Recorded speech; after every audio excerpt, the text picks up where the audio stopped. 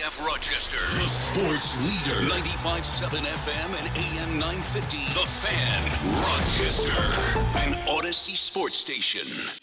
It's time to start the show and talk about the sports we saw. Inside jokes and takes from Danger and Battaglia. Bills and the Sabres and the Amherst. Who gave a microphone to these jerks? Welcome to the sports bar, that's where you are.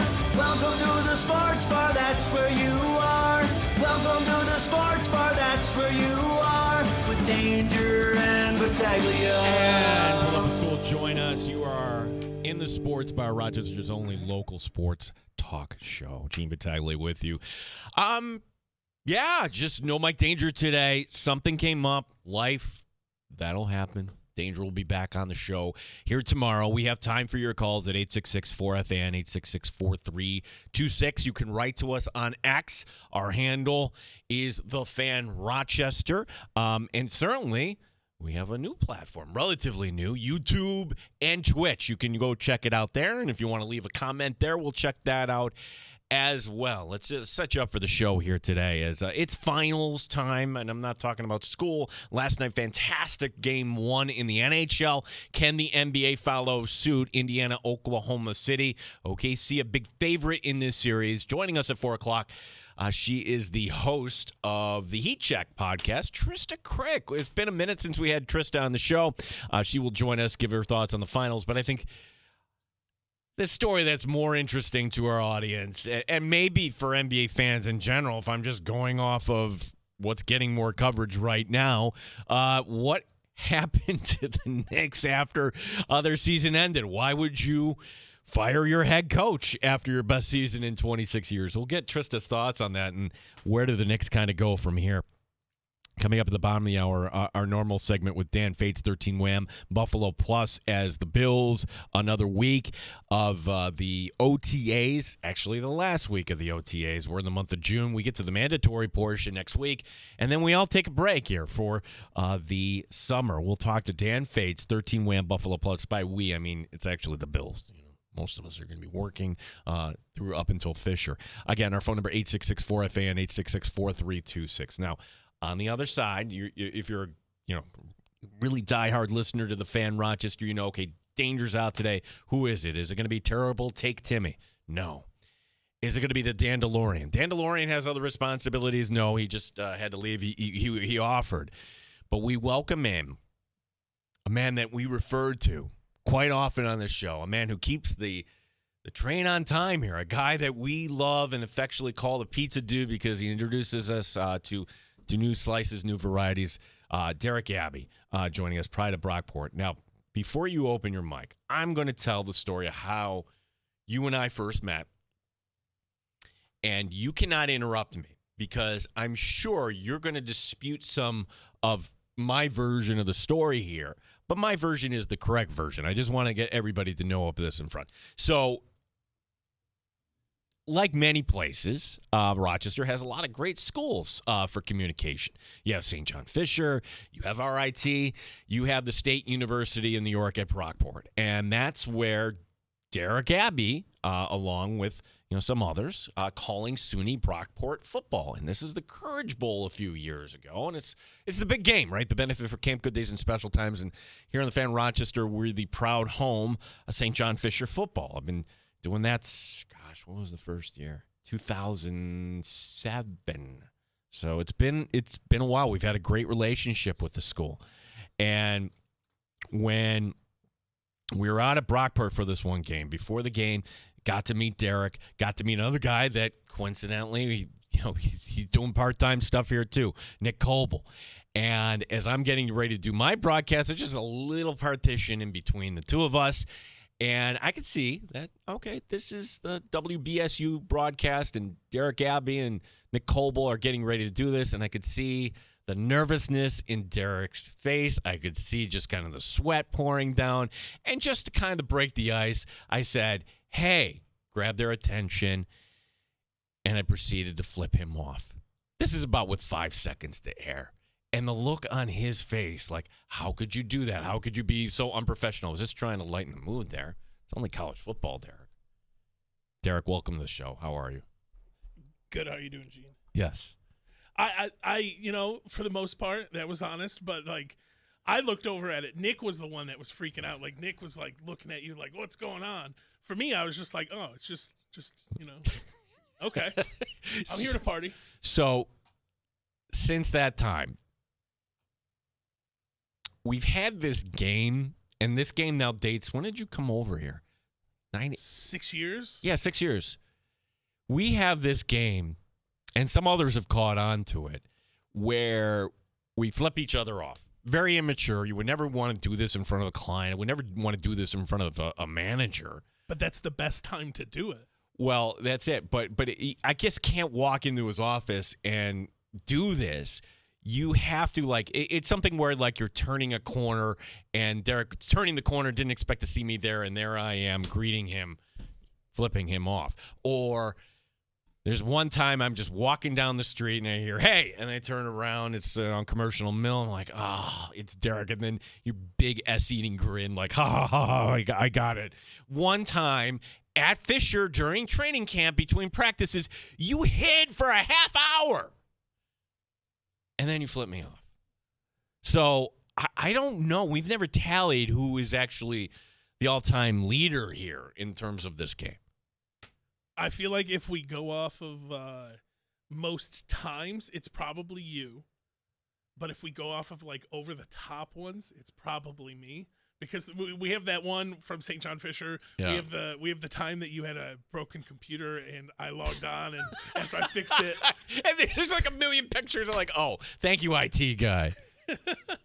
But if we went with over the top, probably me. But if we went with just strictly numbers, you probably have the numbers game. It's a lot of fun, and sometimes this is supposed to be fun, this business radio. We're here to entertain, and we're here to talk sports today. Derek, thank you for pinch hitting. Also today, Dylan Scott, I'd introduce you, but, I will introduce you, but you're kind of like sports agnostic. Is that kind of the way we describe? Yeah, prepare to see like a blank stare. I'm going to guess 95% of the time, maybe some questions. I do this with my daughter. Name 3 Buffalo Bills. No, I can't. Oh, come on, dude! Come on! I promise you, I can't even remember his name because he asked, and now I'm on the spot. I Oh can't my remember. God! See, here's the problem. So we play this game with Shannon, who's one of our. No, just get to the point. You don't know. You don't know a Buffalo Bill. No, not off the top of my head. Wow. Well, welcome to the sports bar, bud. Dylan, who doesn't even. This is not an act, folks. He doesn't. You don't know, like, as long as you know computers and how things work, and I can pick up the phone and say, hey, Dylan, what's up? And you're going to help us at training camp. By the end of training camp, you're going to have a little bit of a vibe. You're going to be kind of in it. You're embedded there, so to speak. Yeah, and I'm sure once I meet some people and shake their hands and, like, see them, I'll start remembering names. But from as far as participation goes, it's not something I've done. All right. So, well, look, it's welcome to our world here in the sports bar. Dylan, who cannot name a single Buffalo Bill. By the way, the Bills' quarterback's name is Josh Allen. And it is. Have you heard of O.J. Simpson? Yeah. Have absolutely. you heard of Jim Kelly? Yes. Okay. I know. We're like, making progress. I've heard of like Tom Brady. I know Peyton Manning. Like I'm not entirely like completely out of the loop, but I couldn't tell you an active player to save my life. So we're all clear because we live in our sports bubble. When you see like Super Bowl ratings, I'm like, wait a second, who are the 60% of Americans who are not watching this game? Well, I want to introduce you to one, Dylan Scott. What is your title? King of Engineers? What I'll just call you? It's almost that pretentious. All right, but Chief Engineer is. All right, the King. All right, the King, Dylan Scott. That'll stick. Today, 866-4FN. And this is self-deprecating humor. It's a slow time of year because not once, not twice, but 3 times I'm doing guest hits talking about the Buffalo Bills, even though the Bills had only one day. So I was happy enough to privilege to go on Alex Brasky's podcast that's up right now online if you want to find it right here, right now. And we talked about some of the issues surrounding the Bills here and why there's so much optimism and some of the things we're going to be looking for come training camp time. Sal Capaccio did his show in Rochester today, and he was gracious and invited me on, and he was, a lot of fun. So it was kind of fun to have Sal here as he had some business to take care of in Rochester, called us up. And the funny thing is, with the day he called us up, this is my thought. And Derek, you remember this. I get a text from Sal, and I'm thinking, tell me you want tickets. This was game 2 of Amerks Laval, and we're just getting ready for our extended pregame show, essentially. We, took the show on the road that day. And again, thanks to the Amerks for their help. And that was a lot of fun. And I saw the text, and we get a lot of these texts. Hey, you got tickets? I saw, oh, no, it wasn't that. It was like, hey, I'm going to be in town June 5th. Can I do it? Sure. Let's, I'm thinking, okay, we'll table that till we get back into the studios. But Sal was fantastic today. And then going on the BetMGM show tonight, PJ Glasser is filling in for Ryan Horvat. The Big Noise, Brad Evans, of course, one of the co-hosts of that show, the driver. We'll be talking some Buffalo Bills tonight at 8 p.m. here locally, and seeing that the Sabres are not in the Stanley Cup Final, you'll be able to hear that on 95.7 The Fan, also in the free-to-download Odyssey app. So there's the table. Lots going on. Dan Fate's coming up at the bottom of the hour, and to me, this should be a fun time of year if you just kind of divorce yourself and be like, okay, I don't have any passion for either the Oilers or the Panthers, but you watched that last night. It was a lot of fun, and this is where, Dan DeLorean took off. He just had the quick take. Hey, that game, I don't like seeing the game being decided by a penalty in overtime. Okay, well, there's some things you have to call over the glass. Yes, you got to call that. So the Oilers winning game 1, and I would say this, don't let it get to overtime if you're Florida. You're up 3-1 there in the second. You allow a quick goal after that. It was a great matchup, and when we talked to Dennis Bernstein from the fourth period yesterday, Dennis made this prediction that this year's final would be better than last year's. I'm like, what? Last year's went to 7. Last year's was right down to the third period. Oh, my gosh, can Edmonton actually tie it up? They couldn't. Florida holds on. Well, if last night was any indication, Dennis's prediction, he's on track to nail that. So game number 2, Edmonton and Florida, will be tomorrow night. The Oilers rallying in game 1. And then you get this matchup that I think no one's all that concerned with. Indiana and Oklahoma City tonight. They say 8:30 is the broadcast time. Better believe it'll be whatever the tip time is. Derek's kind of looking like, yeah, no, they want you to tune in, Derek. It'll be closer to 9, I'm sure. I'm just kind of watching as a basketball fan. I'm watching Thomas Bryant, pride of Rochester, Bishop Kearney grad. I think it's fantastic that we have this Rochester representation in the NBA today, Bryant being one of those guys. It's not going to get me to root for Indiana, though. As a Knicks fan, I'm like, no. And it's not just this year. I mean, the roots run deep. I mean, I'm an older guy. I remember Reggie Miller and Spike Lee and everything. That was always the team. It was certainly the Knicks and Bulls, but it was also the Pacers. And the Pacers couldn't get by the Bulls back then when the NBA had some really peak years in the Jordan era back in the 90s. So fun time for sports. We'll talk some NBA coming up at 4 o'clock today with Trista Crick, your host of the Heat Check podcast. Derek, there's a cut there from Rick Pitino, if you have it.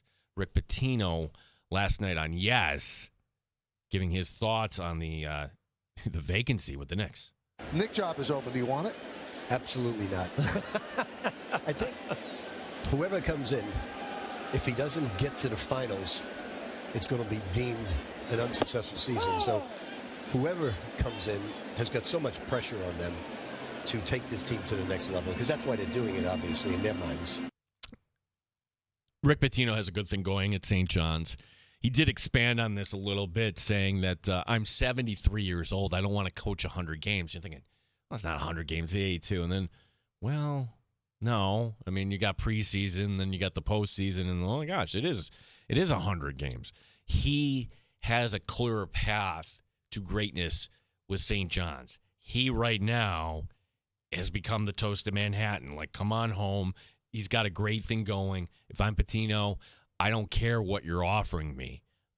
I want to be in the best spot to end my career. If he's 73 and he's only doing this for a few more years, stay at St. John's. You've got a really good thing now. Whether or not his team is going to be actually good next year, like, you could stop me, like, who knows with the portal? I don't know. You're really going to have to read up on who's good, who's not. I read recently that North Carolina pumped in $14 million to their NIL. We think Syracuse is going to be better this year, but who the heck knows? But for Pitino, no, not going to be. And he wasn't the favorite anyways, but I've been saying this all along about the Knicks with Thibodeau. You don't make that move unless you have something lined up, unless you think there's something better on the horizon. And who that person is, I'm not so sure. You've got to give this a half beat, though, to at least give the appearance that you're going to be interviewing people and talking to a lot of people. I didn't expect the Knicks to be naming a replacement today.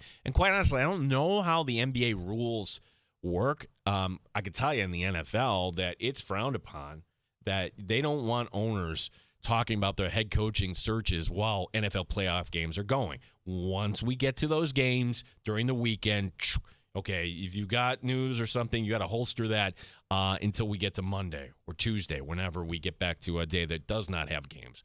If I'm Adam Silver, I'm saying the same thing to the Knicks. I'm saying the same thing to any NBA team that right now has a vacancy. Stop. We need to put the focus here on the final. And this is a final, Indiana, Oklahoma City, that because of the talent here, but general sports fans may not really know too much beyond SGA and Halliburton. It could be one of those where 5 to 10 years from now, man, that's when it all started for Oklahoma City. Or, boy, that must have been a really fun final as we look back at that. Maybe kind of, if you're drawing a parallel, like for Golden State now, it's like those are household names, right? That the first time Golden State made the final, we knew of Curry. Did you know of Iguodala? Did you know of Draymond Green? Did you know of Klay Thompson? That'll be the process as we kind of go through looking at Oklahoma City. And if I had to predict, in fact, I will predict. I'm going to say, and again, it's just a hunch, OKC by 5 in 5 games. I think that this is clearly the better team. Vegas is telling you they're the better team if they're favoring them by 9.5 points tonight. And I always think it's a little bit of a trap there because, oh my gosh, I'm going to take Indiana, a team that just beat the Knicks, and I'm going to get 9.5 points. And no, it seems like there's a lot of people that are putting their money on OKC. So we could talk about that if you like. The Mets today looking to take 3 of 4 from the Dodgers. That's an early start. Bad news for the Mets, though, as last night's victory came at a cost. Francisco Lindor, a broken right pinky. He's out of lineup today. He insists he's going to be fine. Toes are a weird thing. They really are. Now, turf toe, your big toe, that could be debilitating. That we saw for Curtis Samuel last year for the Buffalo Bills. That was the reason why. It wasn't until the end of the year till he actually got healthy, and that's one thing I'm excited to see, Curtis Samuel, what he can bring to this offense over a full 17-game schedule. So, but is the pinky toe the same thing? I tell you this about Lindor. If through the first 2 months of the season, up until this point, if he's not the most valuable player in the National League, tell me who. Pete Crow Armstrong. Okay, yes, danger. Yeah, I will listen to that. Pete Crow Armstrong, the Cubs, certainly good. Shohei. No, not. He'll get votes, I'm sure. But the Mets, with Soto starting off slow by his standards, it's Lindor at the top. He's the calming presence. He's the team captain. He's the guy that is the leader on this team. And if he's going to be out for an extended period, not in the lineup today, and it's one of those where, just if the Mets end up losing today, they'll split the 4-game series, which, I don't know. I said this, I would take that, but you always want more. The Mets after this go to Colorado. The Yankees in action tonight, as they'll be taking on the Guardians at 7:05. 866-4FAN, 826 is our number. We've got time for your calls, your takes, and just be advised, like on if you're writing on X, probably the quickest way if you want immediate gratification is to actually call. Derek, before we go to break, I want to run this idea past you. It was one of our callers, Peter, yesterday. And I know since you're the interim brand manager, maybe you're the full-time brand manager. I don't know what you are. Give yourself whatever title you want. But on the show yesterday, Danger brought up the fact that at Odyssey, we have reward points. Like, if you do a good job, hey, here's 5 points. And if you accumulate enough points, you get to trade it in for a hat or whatever on the company website. Our listener Peter called in like, can't do Odyssey points on the show, but what if we did Muncie points? So, like, if you have a good call, a good take, anything good that adds something to the show today, I'm going to give you Muncie points. And what do you win? Absolutely nothing. And at the conclusion of each segment, I'm going to award Muncie points. Since Dylan wouldn't have any idea what Muncie is, who he's floating in from another planet here. But because you legitimately did not know who Josh Allen was, I'm going to award you 5 Muncie points. Because honestly, most people would be embarrassed, ashamed, not knowing who the most popular figure is in Western New York. And that's a fact. His Q rating is bigger than anybody else. But for your honesty and not faking it, I'm awarding you 5 Muncie points, Dylan. Hey, I appreciate the points, and also I want you to know, I told Derek earlier, I'm hoping that today is a learning experience, and all my sports knowledge is going to come from you. So anything I have, it's straight from your mouth from today. No. We don't want you to be a Mets fan. We don't need. No, that's all right. Like, he's smart. He should just listen to the show, give the show 2 weeks, and hopefully we don't offend them. Dan Fates 13-win Buffalo Plus. We'll talk some Buffalo Bills football next here on the Fan Rochester.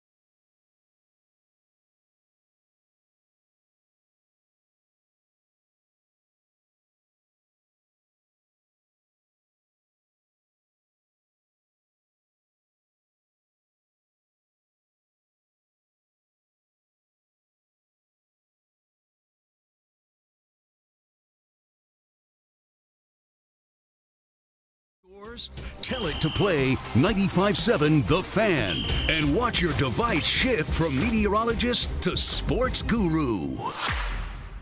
The Fan Rochester Sports Update. It's game one of the NBA Finals tonight. Indiana at Oklahoma City. The Thunder heavy favorite. SGA, the league's MVP. What a title would mean.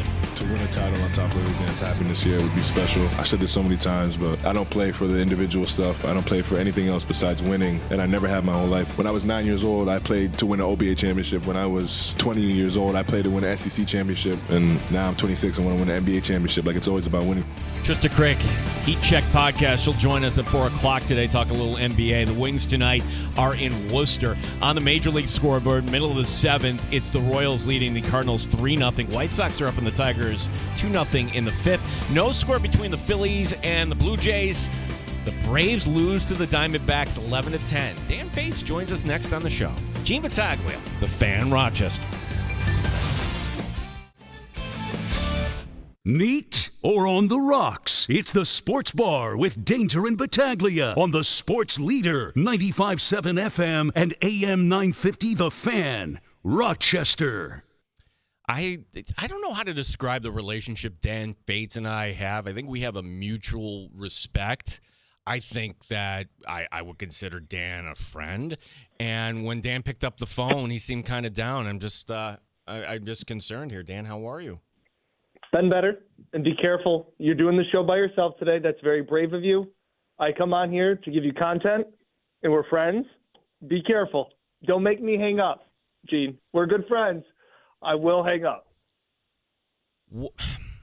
What would make you hang up? Just so we understand the parameters here. If I just say, look, the 27-34 record of the Atlanta Braves, it's June 5th. No, that's not right. If I'm just stating facts and it's early, Dan. Mm-hmm. I mean, yeah, I don't want facts. I don't want opinions. I don't want to talk baseball. I canceled the baseball season a while ago. Baseball's a dumb game. I now root for the Mets' demise. I know that is my sole focus. It's not funny. Is rooting for that. I will get joy out of every Mets loss. I am all set with the Braves. I'm thinking about what you could get if you trade Acuna and rebuilding this team and blowing the thing up. That's where I'm at with my beloved Atlanta Braves. So I will get joy out of every ground out that Soto rolls over and walks to first base and every double play he hits into. That is my sole purpose for this season. Lindor getting hurt last night, broken. Yeah, real shame. No, real like shame. that. You don't want to root for that. Yeah, real shame. Real shame. You don't want to root for that. Have you ever been to the Battery, Dan? Have you ever been down there? No, I haven't. Oh, see, there's going to be a lot of tickets available. Risk of hanging up. Dan Fates. Nope. Let's talk about the Buffalo Bills here, Dan. Okay. Mini camp coming up that is, as you know, mandatory coming up on Tuesday. But I think the one thing that we learned is like, okay, does it matter if it's Trubisky or Mike White? It's like a little glimpse into the world here of Josh Allen. Nobody should be upset. Everybody gets it. Josh Allen had other things going on last weekend. So, how long could the Buffalo Bills – how could they survive without Josh Allen? How many games do you think this would be okay if we ever got to that point? None, and that's something that, like, again, we don't talk a lot about the quarterback position and the depth chart because you have the MVP and the guy that has been in the MVP contention for now 3-4 solid years in a row. That's been one of my gripes is just the fact of what happens, and I'm not talking about if Josh Allen goes down for the season. God forbid that ever happens. Yeah, most teams, when they lose their starting quarterback, they're screwed. That's just how this works. But it's what if Josh gets injured for a quarter and you need your backup to go in there and lead the offense and put up points? That's where I'm concerned. I've seen enough of Mitch Trubisky. I didn't really watch all that much of OTAs on Tuesday, just kind of knowing Josh isn't there. I'm not going to grade the rest of the offense all that much to the little grading I would look at during a voluntary OTA workout. But there is something to be said.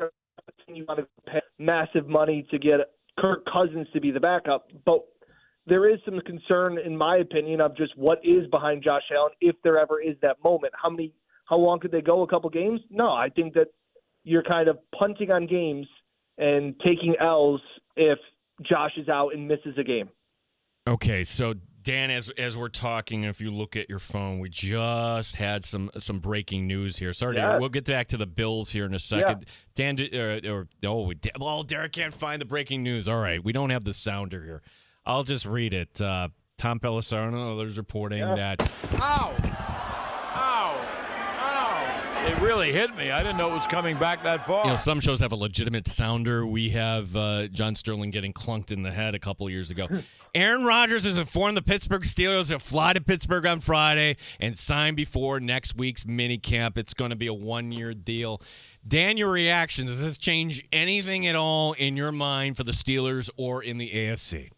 No, not at all. And the only thing that this didn't surprise me. I guess I thought the Steelers maybe had a little bit more aura or care or pride that they wouldn't bring in this sideshow into a historically well-run franchise.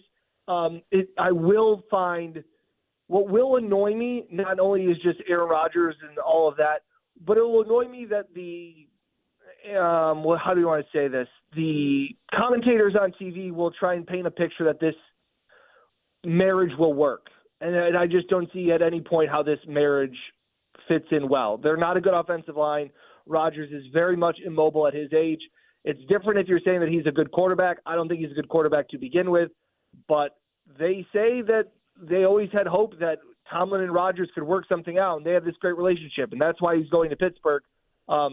Yeah, they have DK Metcalf, but I still see so many more problems with that Steelers team. And to run this charade out there as this is what we're going to do to win a playoff game, I don't think changes anything, especially in the AFC North or in the conference. Yeah, I think also there's so many fun angles. As one is, I really don't like Arthur Smith as an offensive coordinator. I'm sure probably he's a nice guy, but I just didn't like the job he did in Atlanta, and I'm sure Steeler fans are nodding their head. And he runs this offense. It's a little different, a lot of motion, 2 tight ends.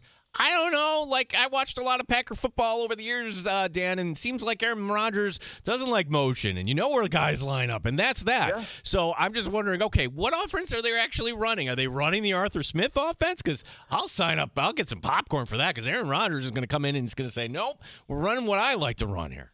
And for a team that has such poor, foresight, so you're – trotting this out there, you have a bunch of picks next year, it's supposed to be a better quarterback class.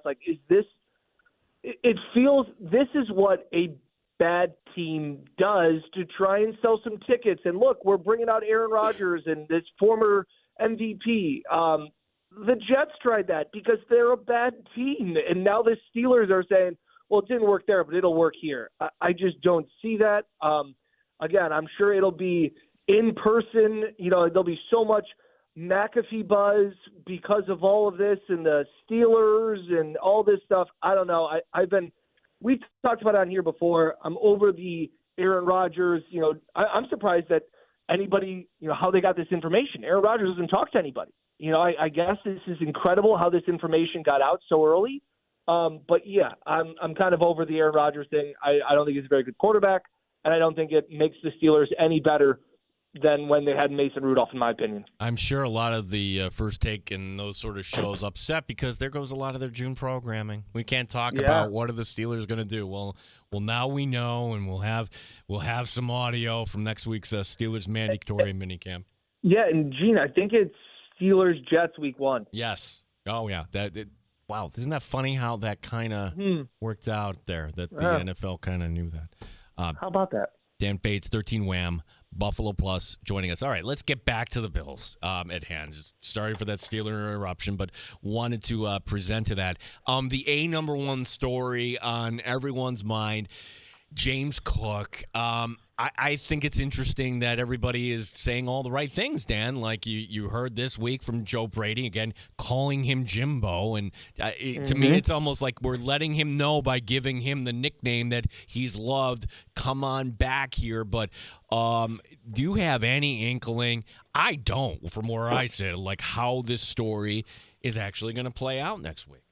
Yeah, I don't have any. I mean, because it's funny. We talk about what Joe Brady was saying, but everybody has kind of said the right thing. Like, I don't think this has gotten really ugly besides, okay, James has made a couple of posts on social media that he wants to get paid. Okay, him and along with, 500 other NFL players. So I think they've handled it the right way. I just don't think the Bills, are going to do it anymore in the sense of I don't think they want this to be a story, but it is. And I don't necessarily expect Cook to be at mandatory minicamp next week. I think whether it'll be – the only thing that would be awkward, Gene, in my opinion, is if it turns into one of those hold-in situations. Mm-hmm. Those always seem to kind of get murky of he's there, but all the cameras and everybody's focusing on the guy that's not on the field, and we're showing him. But to me, it comes down to, again, we talked about it, what do the Bills value the running back position at? And he has proven that he's only a two-down running back, or at least that's how the Bills view James Cook, as a two-down running back. And they went and re-signed Ty Johnson to a pretty good deal for a backup running back. And where do you view a guy that gets 48, 50% of the snaps? And how far off are they? I think the only thing that was interesting was that Brandon Beane was the first one to say, we're not negotiating anymore. We're going through the draft. That's what we're going to be focusing on. We had an interesting discussion on Buffalo Plus the other day saying, Jenna was very passionate saying, the Bills should sign him. They finally found the running back that they've been searching for. They should sign him. And it's well, they have been fine with cycling through running backs. They haven't made the big investment into a running back before. Beane hasn't done that. And I kind of said, and I don't think this is going to happen, but in the hypothetical world, if James Cook sits out the year, which I don't think he will, I think he will play eventually on this last year of his deal, and this will be it. I think the Bills will be able to fill that hole between Ray Davis, between Ty Johnson, and kind of maneuvering around a really good offensive line. And I said it was a bigger loss for the Bills when Stephon Diggs went away. In this hypothetical situation, Gene, you lost Stephon Diggs, big hole to fill. How much bigger or how smaller of a hole would James Cook be leaving the Bills offense? It's a hole, but I think it is fillable if this gets to worst case scenario, which I don't think it will. I think the Bills will be able to adapt, and right now is that time where they're having to pretend life in practices that you don't have your number one running back. Yeah, and Dan, I feel it's my responsibility to give you a counterpoint here, and the counterpoint is this, and it's to anyone. I hear what you're saying. There's a value at the running back position. Go back and watch some James Cook highlights, and you look at that speed and how many Bills since Thurman have had that speed. Maybe McCoy. It's an attribute how he blows by Jordan Poyer, how he's outrunning the Lions defense, how he kept the Bills in that game in Kansas City in the first place, Dan. So I can't. It's so. I think your best case scenario for the Bills is, all right, James, if somehow you can kind of insert yourself on the other side to James Cook in the negotiation. James, look, there might be a team that wants you to get paid. The best way for you to get paid is just to ball out for us and to kind of show the world that you can kind of do this, because if it's a scenario, Dan, where you're going with two running backs at the outset. Yeah, I like Ray Davis and I like Ty Johnson, but that three-headed monster worked last year because you have one of the 5 fastest guys at that position. James Cook has an attribute. Maybe he's not as well-rounded as, say, a Christian McCaffrey when he's healthy, or certainly Saquon was, certainly MVP-worthy last year. I will put it that way. James Cook has the skill here, and I don't think you can easily replace that. I agree. And it also goes back to James Cook this year developed into a weapon. That is what we always talked about. Everybody's saying you got to give Josh Allen more weapons, more playmakers. James Cook developed into one of those this year. And so when you say we got to pay him, I think we have a Tremaine Edmonds situation. We love him. He does all the right things. You hope that he leads them to a Super Bowl, because if he plays really well, that's good for the Bills. And then it's thanks so much for everything. We appreciate it. Moving on. It's so tough when I know that, again, I'm not in the building, but James probably wanting somewhere around $12, $13, $14 million. But he is not Christian McCaffrey. He isn't Saquon Barkley. He isn't Derrick Henry. There is a drop-off. substantially into what those teams, not just the running back that those players are, but the importance that those teams put on those players. Saquon Barkley gets 80% of the snaps. Derrick Henry gets 35 touches a game. Christian McCaffrey is one of the best wide receivers and running back and blocker and all of those things. James isn't looked at in that way, or the Bills don't look at James in that way. So that's where I'm trying to take myself out of what is the money value and kind of say of like, what do the Bills think of James Cook? And more than their words and their love for Jimbo, which we know, it's what does their money say? Money talks. And if they thought James Cook was going to develop this year into a 3-down back, I don't think they paid Ty Johnson. And that is kind of the first step of, hey, Ty Johnson has a role and a niche in this offense, and we really love him for that. And Josh says he's the best 3rd-down running back in the league. That is kind of where I start to see the writing on the wall and say, I think they absolutely want him to play this year in Buffalo. After that, how much are you going to pay a guy that is only going to play the 1st and 2nd down? And it ain't going to be $13 million, in my opinion. Yeah, one of the guys that I think we should kind of spotlight here, and again, this is me, I don't want to, is the agent. And Matt Lice is his name. And Matt Lice, relatively a newcomer to the league. And you have to set client expectations. When you sit down, if Lice couldn't convince James Cook, hey, the Bills aren't going to pay you. You and I know, $15 million, that's not going to be something. If he had not, James Cook, put that out there on social media. In other words, that you set the bar so high that you want to try to save face here a little bit. Dan, I think it's reasonable to think that maybe Brandon Beane would have said, look, we value you at 4 years, $40 million, and this would have been a done deal. I just don't know how to bridge this gap here other than maybe if James Cook changes agents or something like that, because even outside of Buffalo, I don't know if there's a team that's going to pay him $15 million. Yeah, $15 million is a lot, but I think what Brandon Beane has been really good at is he sets his price and he values guys to a certain extent. I think about Jordan Poyer when it was like Jordan wanted this big contract. I think the Bills benefited a little bit from that when the safety market was saturated, when Poyer kind of bet on himself and was like, I'm going to go in free agency. I'm going to see where it is. And he said, hey, look, that's fine. Go talk around. We have you at this. This is what we value you at. And we're more than happy to pay it for you. If another team values more than that, a la Gabe Davis. Gabe, we love you at this price. Jacksonville is offering you that. Thanks so much for all your time. Really appreciate it. Best of luck in Jacksonville. So I don't know how much more that Beane is going to say, okay, we're at 10, we'll come up to 12. I don't know if that happens. And a lot of times, if deals don't get done by the beginning of that final year of the contract, historically in Beane's career, they don't get done. So you look at guys, Shakir, Benford, Josh Allen, deals get done before this deadline or what feels to be the ultimate deadline. Beane usually kind of expresses, we want you, here you are, and this is it. And unless there's the running back market gets oversaturated and all of a sudden the value goes down, I just don't see James Cook being in Buffalo long-term without James budging and coming closer to where Buffalo wants it. Yeah, I to the point, I do think Beane has said, here's your value. No, it's not that. Beane's not all of a sudden going to reach into the kitty. Oh, okay, here's $5 million more. No, he doesn't want to set that precedent.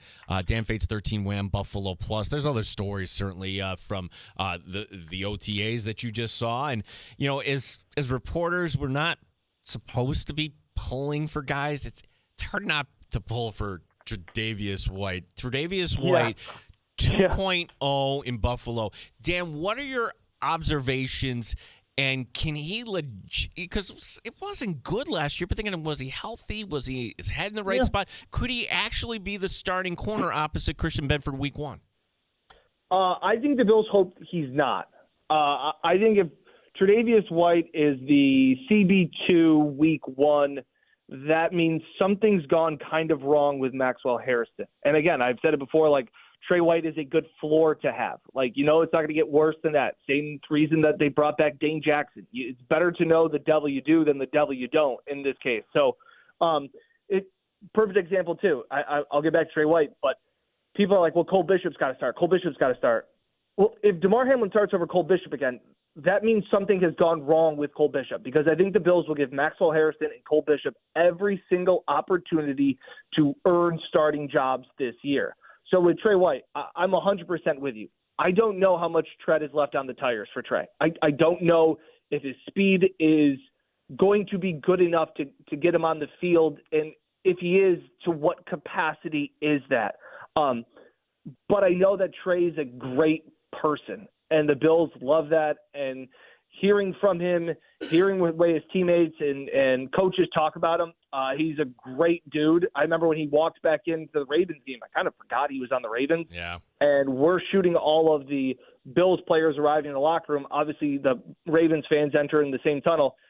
And Trey came over to us and said hi and gave us all hugs, like me and Jenna and Thad Brown. It was like, that's the type of guy Trey White is. And kind of coming full circle moment, like Trey White was drafted in the first round, massive expectations, shows up to Buffalo, and it's pressure. And now Maxwell Harrison is showing up and as a first round draft pick with pressure that, like, he's got to come in and they got to get it right at corner. And Trey White's there now to see it all through. Like, Trey said that he thinks Maxwell Harrison is going to be, it's only a matter of time before he's one of the best corners in the league. And he said he's for sure going to be a great player in Buffalo for years to come. And the first thing I think of is, yeah, Trey would know all about that, because that was Trey White before the injuries. So where can he get back to? That's a great question. I'm not going to overlook too much of it in OTAs. It's funny. You think about a lot of wide receivers are looking great right now. It's like there's no pads on. Like, maybe like give Trey a shot. I know he's gotten beat a couple times. Guys gotten behind him. Whether it was Elijah Moore 2 weeks ago, Keon Coleman got behind him last week. Like, yeah, that doesn't surprise me. You just still have to wait and see until we get to training camp, in my opinion. That's one for me, Dan. For me, like Danger's here or anything. It is me. Dan, the long snapper position, is that the oddest position in sports today? It absolutely is. And to hear Reed Ferguson talking about it, and pretty candidly was like, people always say, like, what's the best game you were ever at? And he's like, I kind of look at it as a fan. He's like, Reed pretty much said, I don't deserve, athletically, I do not deserve to be on the same field as these other players. But he has a specific niche, and he's found his role, and he's been paid handsomely amongst normal people for it. So, yeah, soft spot in my heart for Reed. My brother was a college long snapper, so we've always kind of gravitated to one another. Where'd your brother play? He played at Westminster down in Pennsylvania. Yes. I know exactly. My cousin played soccer there. I know exactly where they, and Fisher played them one year. So yeah, and they are a tiny school, like 1,500 kids. Yeah, very small private school. But very good athletically though. So yes, did not know that. Dan Fates 13 Wham Buffalo Plus. Your conversation with Reed Ferguson. What else can we check out and plan for as we're heading to mandatory minicamp? Yeah, Reed Ferguson conversation is great. We talk about what he tells people when he meets a stranger on a plane and they say, what do you do? Somebody may not know football, and he says, I'm the long snapper, and they kind of give him the look. How NFL players get paid, how he orders his coffee, all of that stuff. And then Mike and Jen and I are just about to record a podcast talking about the rest of the division and looking around the rest of the NFL, the vibes kind of moving forward. The Marlins, Pirates, and Rockies. The only three teams in the National League with worse record than the Atlanta Braves. Have a good one, Gene.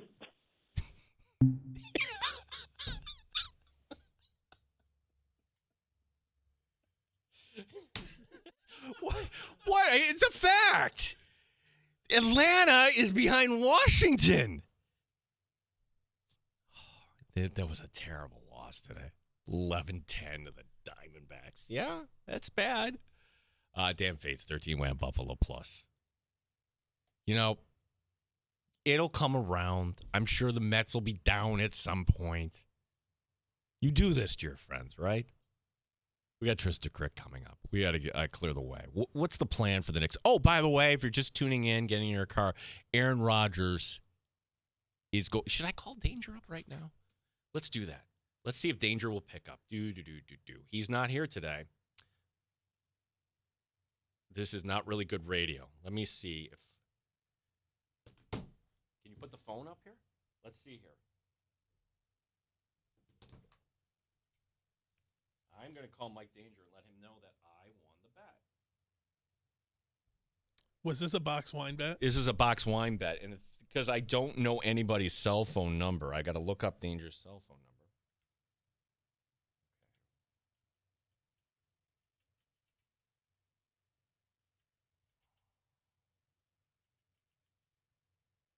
Riveting. Yep. So we're calling Mike Danger right now, just to let him know. He's probably like, "What is this?" It's a trap. Oh. Hey, Danger, do you got me? Danger. Is this? Yeah. Yeah, you lost the bet. You lost the bet. Box wine. Bring it to me now, buddy. Hanging up. Who's this? Did you just call a random person? No, it was Danger. Sure. We believe it, Gene. It was him. He's going to be so mad. Got a lot of stuff going on. Who's this? Who is this? Yeah, our call doesn't come in as he wouldn't know that, so didn't react. Anyways, Trista Crick coming up. Aaron Rodgers is a Pittsburgh Steeler. That and more. 868. Oh, our Muncie points this segment. I am going to award them to our buddy Chris in South Central Kentucky. You get 5 Muncie points. Derek did also notify me of the breaking news, but Chris on X was the first one through saying Rodgers was a Steeler. So every segment we're going to award Muncie points. 5 points to you, Chris. You want to be involved? You want to get Muncie points? If you give a good call, you maybe get more than 5 points. 866-4FAN, 866-4326 here on the Fan Rochester. You're listening to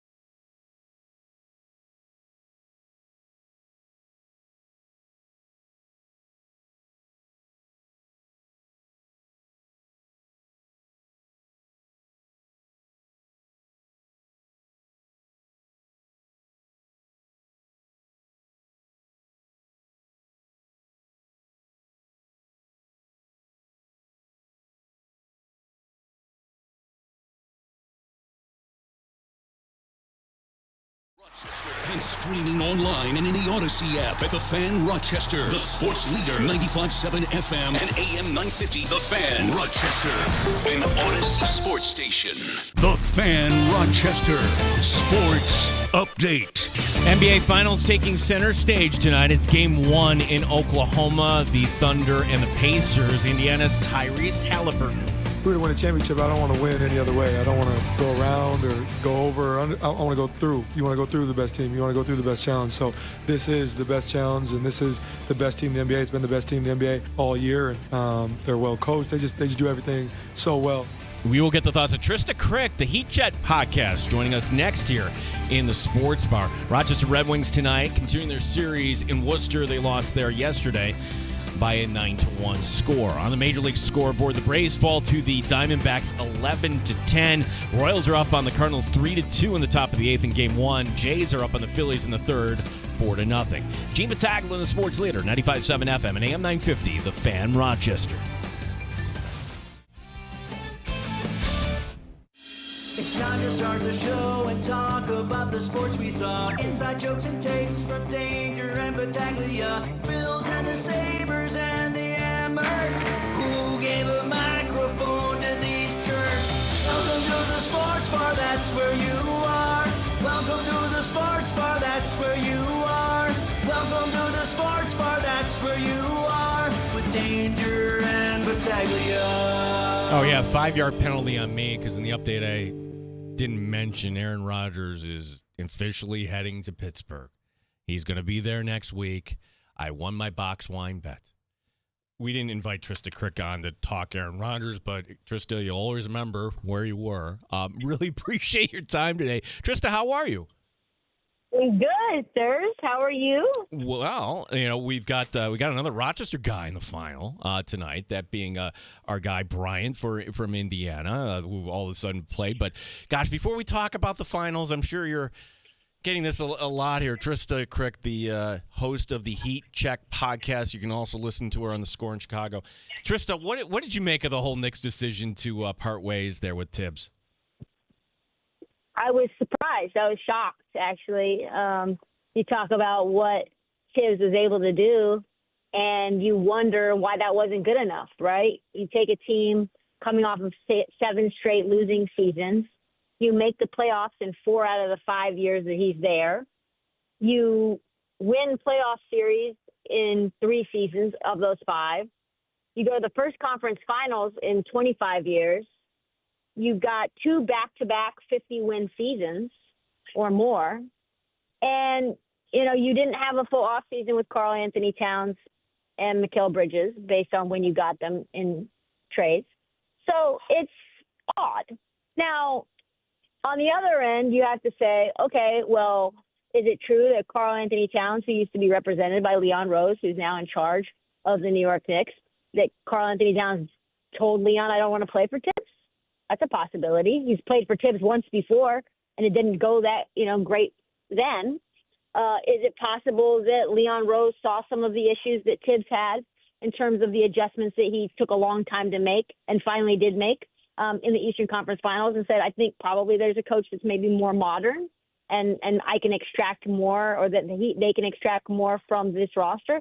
Possibly. You look at the Eastern Conference as a whole and say, well, the Boston Celtics are probably out of it all next year because Tatum's injured and he's going to be out all season long with an Achilles injury, at least till March. You look at the Cavs and you say, I think the Cavs are fake. You look at the Pacers and say, well, we were, 120-point blown lead away from going to the finals against this Pacers team.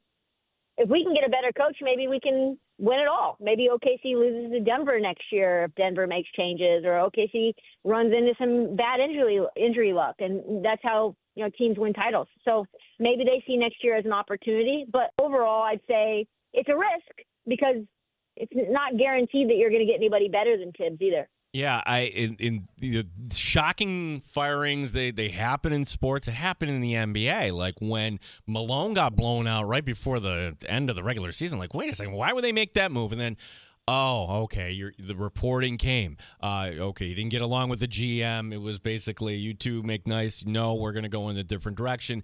Now I understand. We haven't had that sort of reporting. Maybe that is still to come. But Trista, can we just agree on that? You make this move. Two things have to be true. One, you got to run it by the owner. So, like, Dolan had some part. Maybe he was the sole part. And two, you make this move.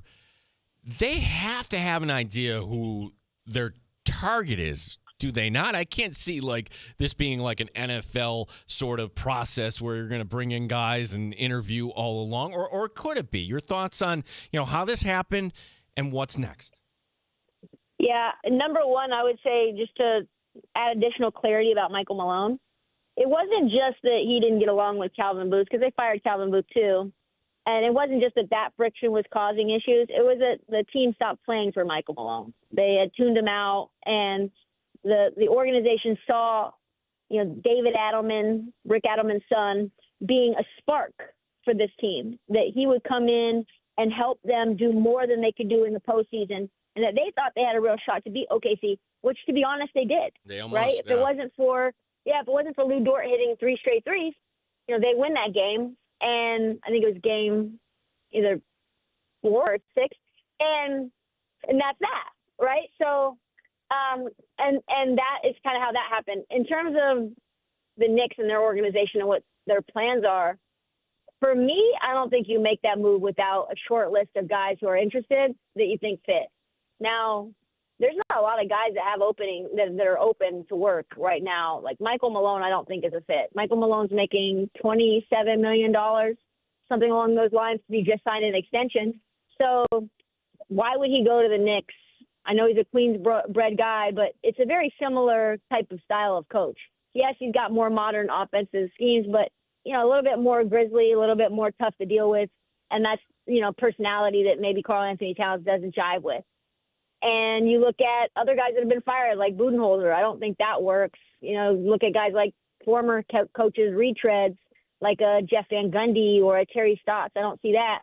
I think you have to go out and get a coach that's already coaching. Tyronn Lue, and Ime Udoka, guys that have experience, Jason Kidd, guys that have experience winning, taking teams to finals, that were probably overmatched and still got there, right? We saw that with this Mavs team last year. They probably should not have beaten the OKC Thunder, but Jason Kidd did a hell of a job coaching. So that's what I would do. I would go after an Ime Udoka or a Jason Kidd.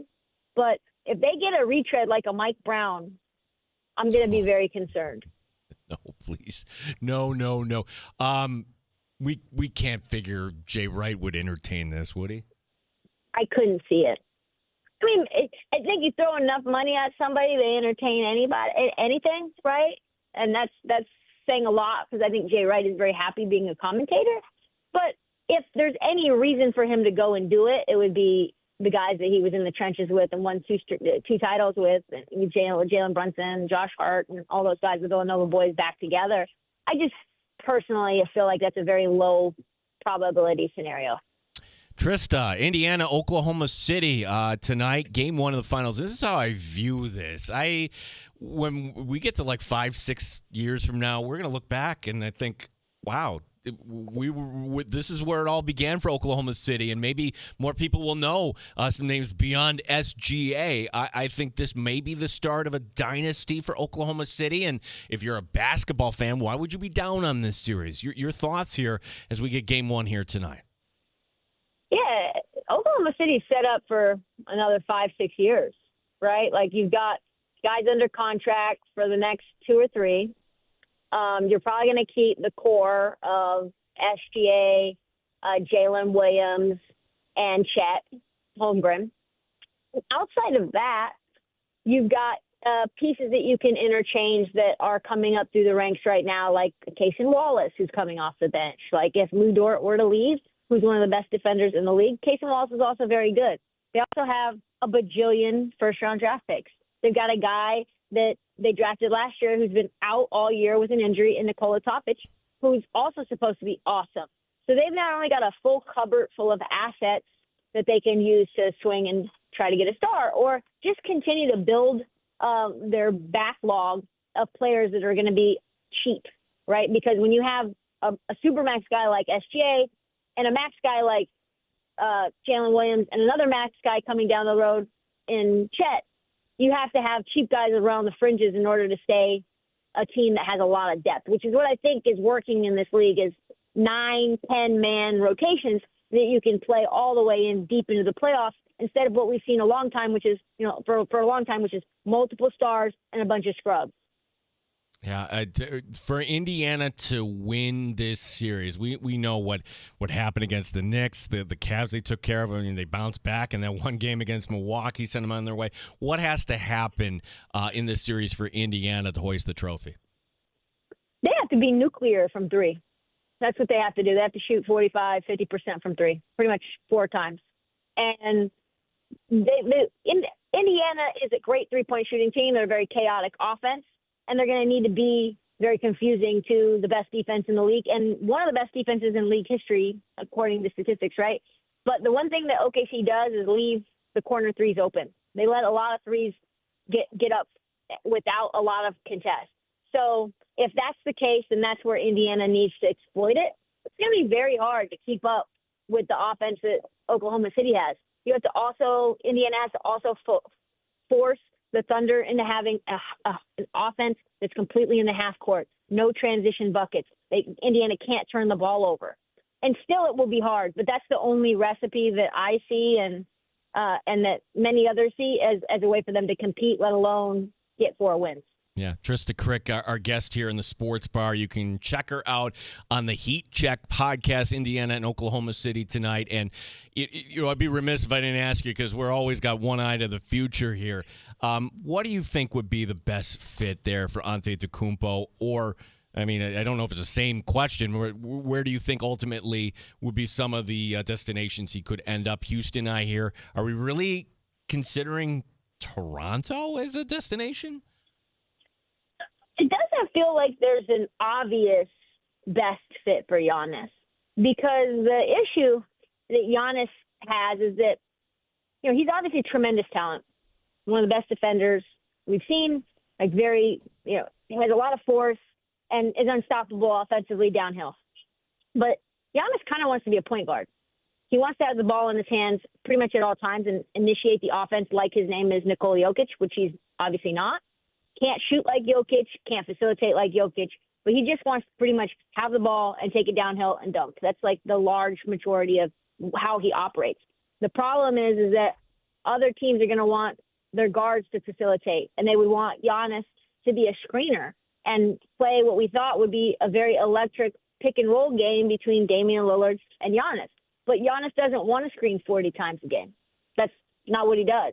So the best fit is tough, because you have to have a system in which the guard is not a primary ball handler. And you need to have a lot of shooters around Giannis for him to be able to get into the paint, get collapsed on, and spray out into space for shooters.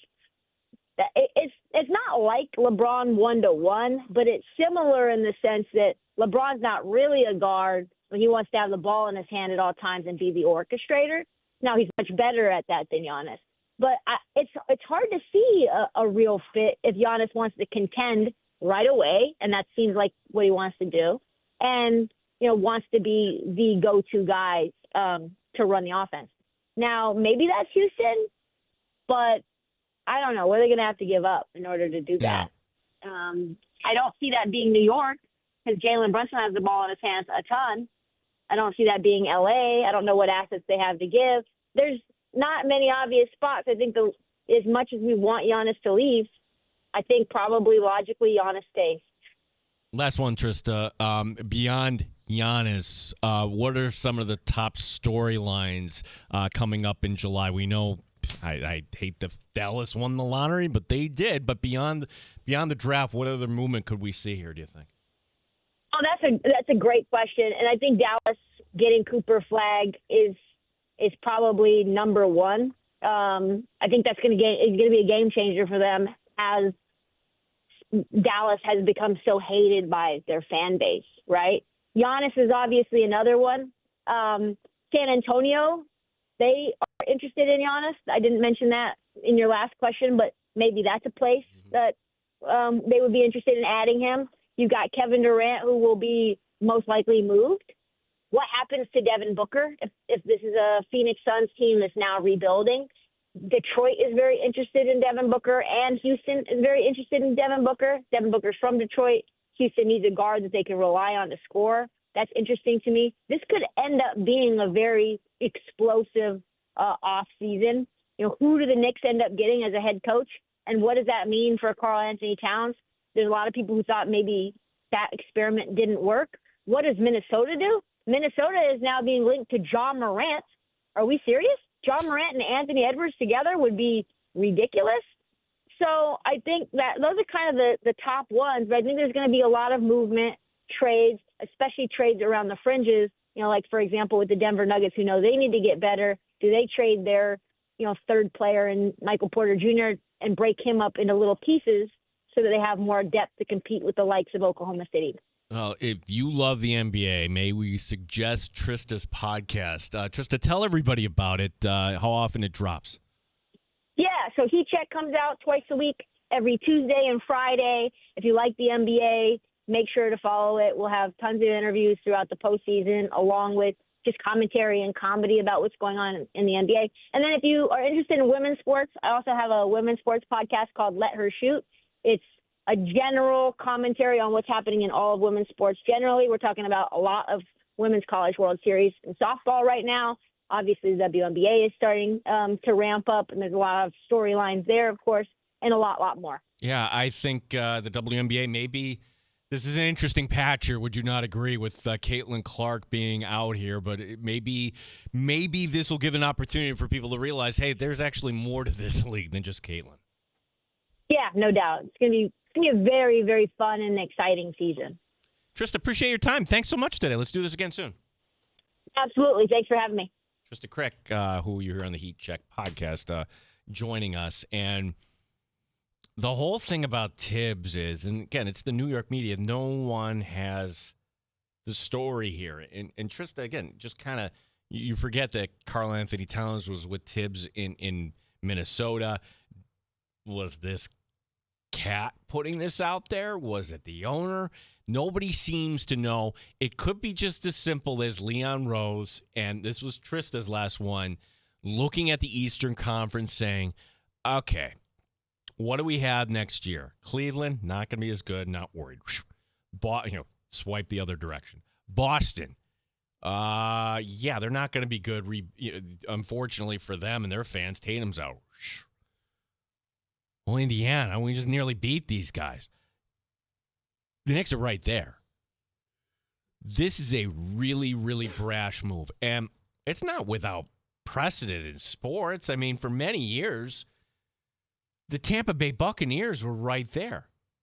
And they had a Hall of Fame coach in Tony Dungy. Would Tony Dungy have ultimately led them to the Super Bowl? We'll never know. Tony Dungy getting fired in Tampa seems like a long time ago, right?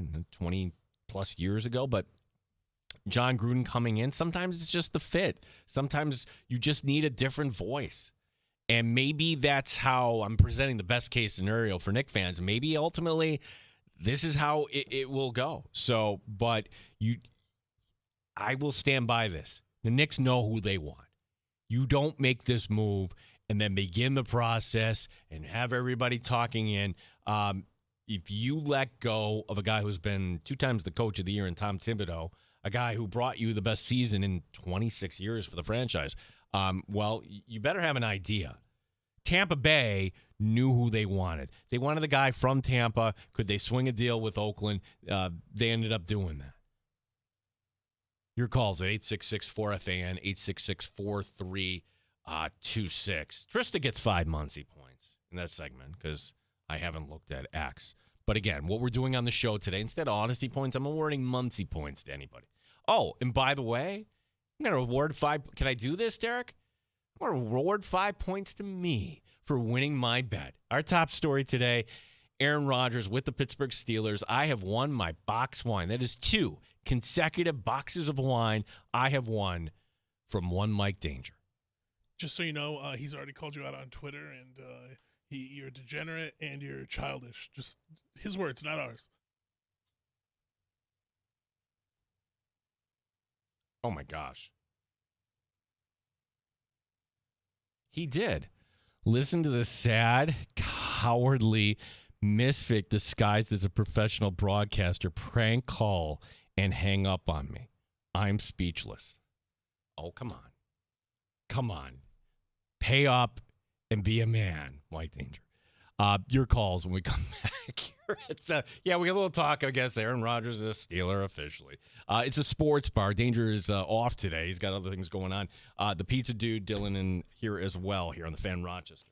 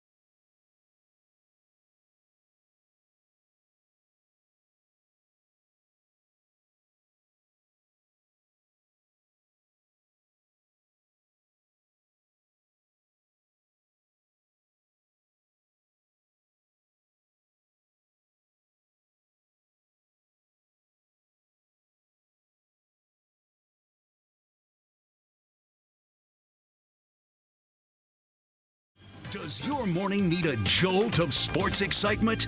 Tune in to Maggie and Perloff on 95.7 FM and AM 950 The Fan Rochester. It's the wake-up call your snooze button has been dreading. The Fan Rochester Sports Update. It's game one of the NBA Finals tonight, Indiana and Oklahoma City. The MVP, SGA, on what a title would mean. To win a title on top of everything that's happened this year would be special. I said this so many times, but I don't play for the individual stuff. I don't play for anything else besides winning, and I never have my whole life. When I was 9 years old, I played to win an OBA championship. When I was 20 years old, I played to win an SEC championship, and now I'm 26 and want to win an NBA championship. Like, it's always about winning. Aaron Rodgers has made up his mind. The quarterback will sign a one-year deal with the Steelers. He will report to minicamp next week. On the Major League scoreboard, Pete Alonso with a homer. Mets leading the Dodgers 1-0 there in the second. Top of the 10th, the Royals going up on the Cardinals by a 5-4 score. Jays up on the Phillies 8-0. And we have the Braves losing to the Diamondbacks 11-10. Gene Battaglia, the Fan, Rochester. Pull up a stool and join us. 585-866-4FAN. 866-432-6. The Sports Bar with Danger and Battaglia on the Sports Leader. 95.7 FM and AM 950, The Fan, Rochester. I don't think we've done this with Derek on the other side today, but Danger getting pulled away. He's got a lot of things going on here on the show. So we have time for your calls here. 866-4FAN, 866-4326. Appreciate the time from Trista Crick today. Also, Dan Fates, 13-win Buffalo Plus, joining us earlier. Derek pointing out another story that's kind of broken. It's not really a story, but it's just kind of a little nugget from Shams Charania that the Knicks actually tried to trade for somebody at the trade deadline. And as soon as I say the name, I'm sure that the majority of Knicks fans would turn up their nose and say, no, thank you. Kevin Durant. Apparently the Knicks tried to make a move for Kevin Durant. How would Kevin Durant... I count me amongst probably the many who would not want to see Kevin Durant as a New York Knick, but I don't know what the fix is here for the Knicks other than get some more rim protectors, get somebody that could be really a good defensive specialist.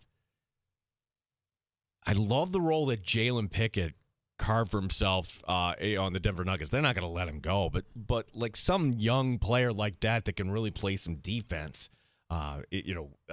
Particularly on the perimeter, I think that would be big for the New York Knicks.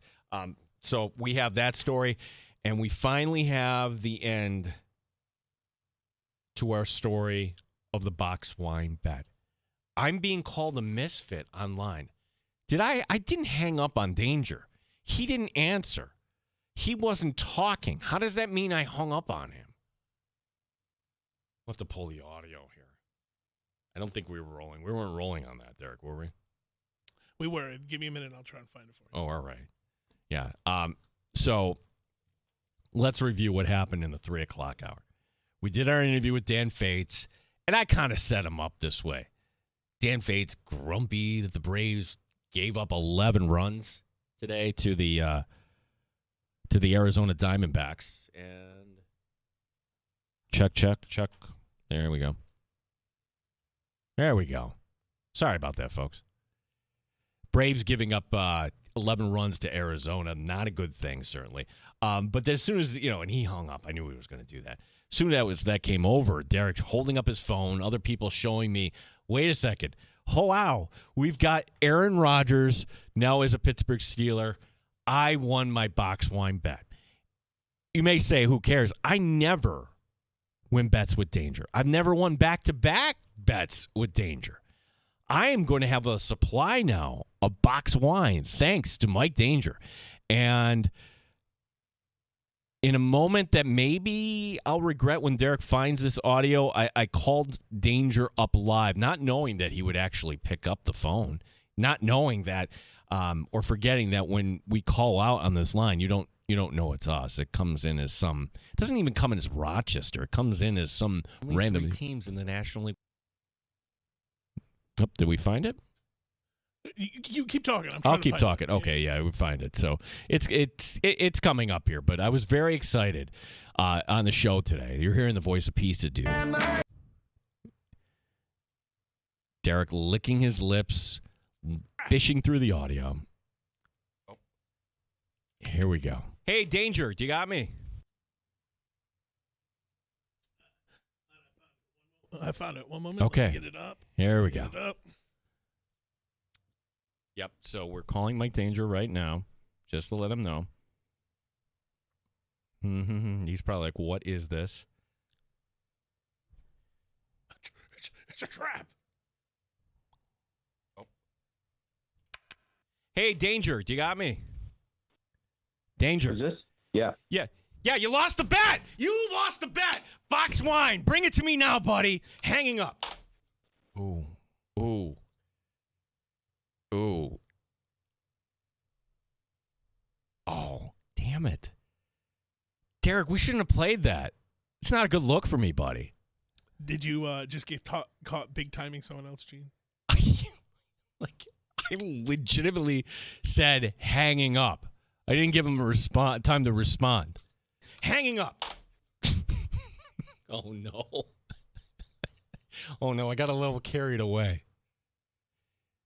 What did he say on social media? I think he called me a coward.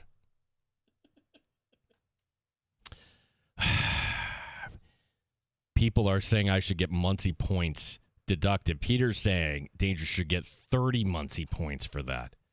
Here's Danger. Listen to this sad, cowardly misfit disguised as a professional broadcaster prank call and hang up on me. I'm speechless. Hanging up. Oh, no.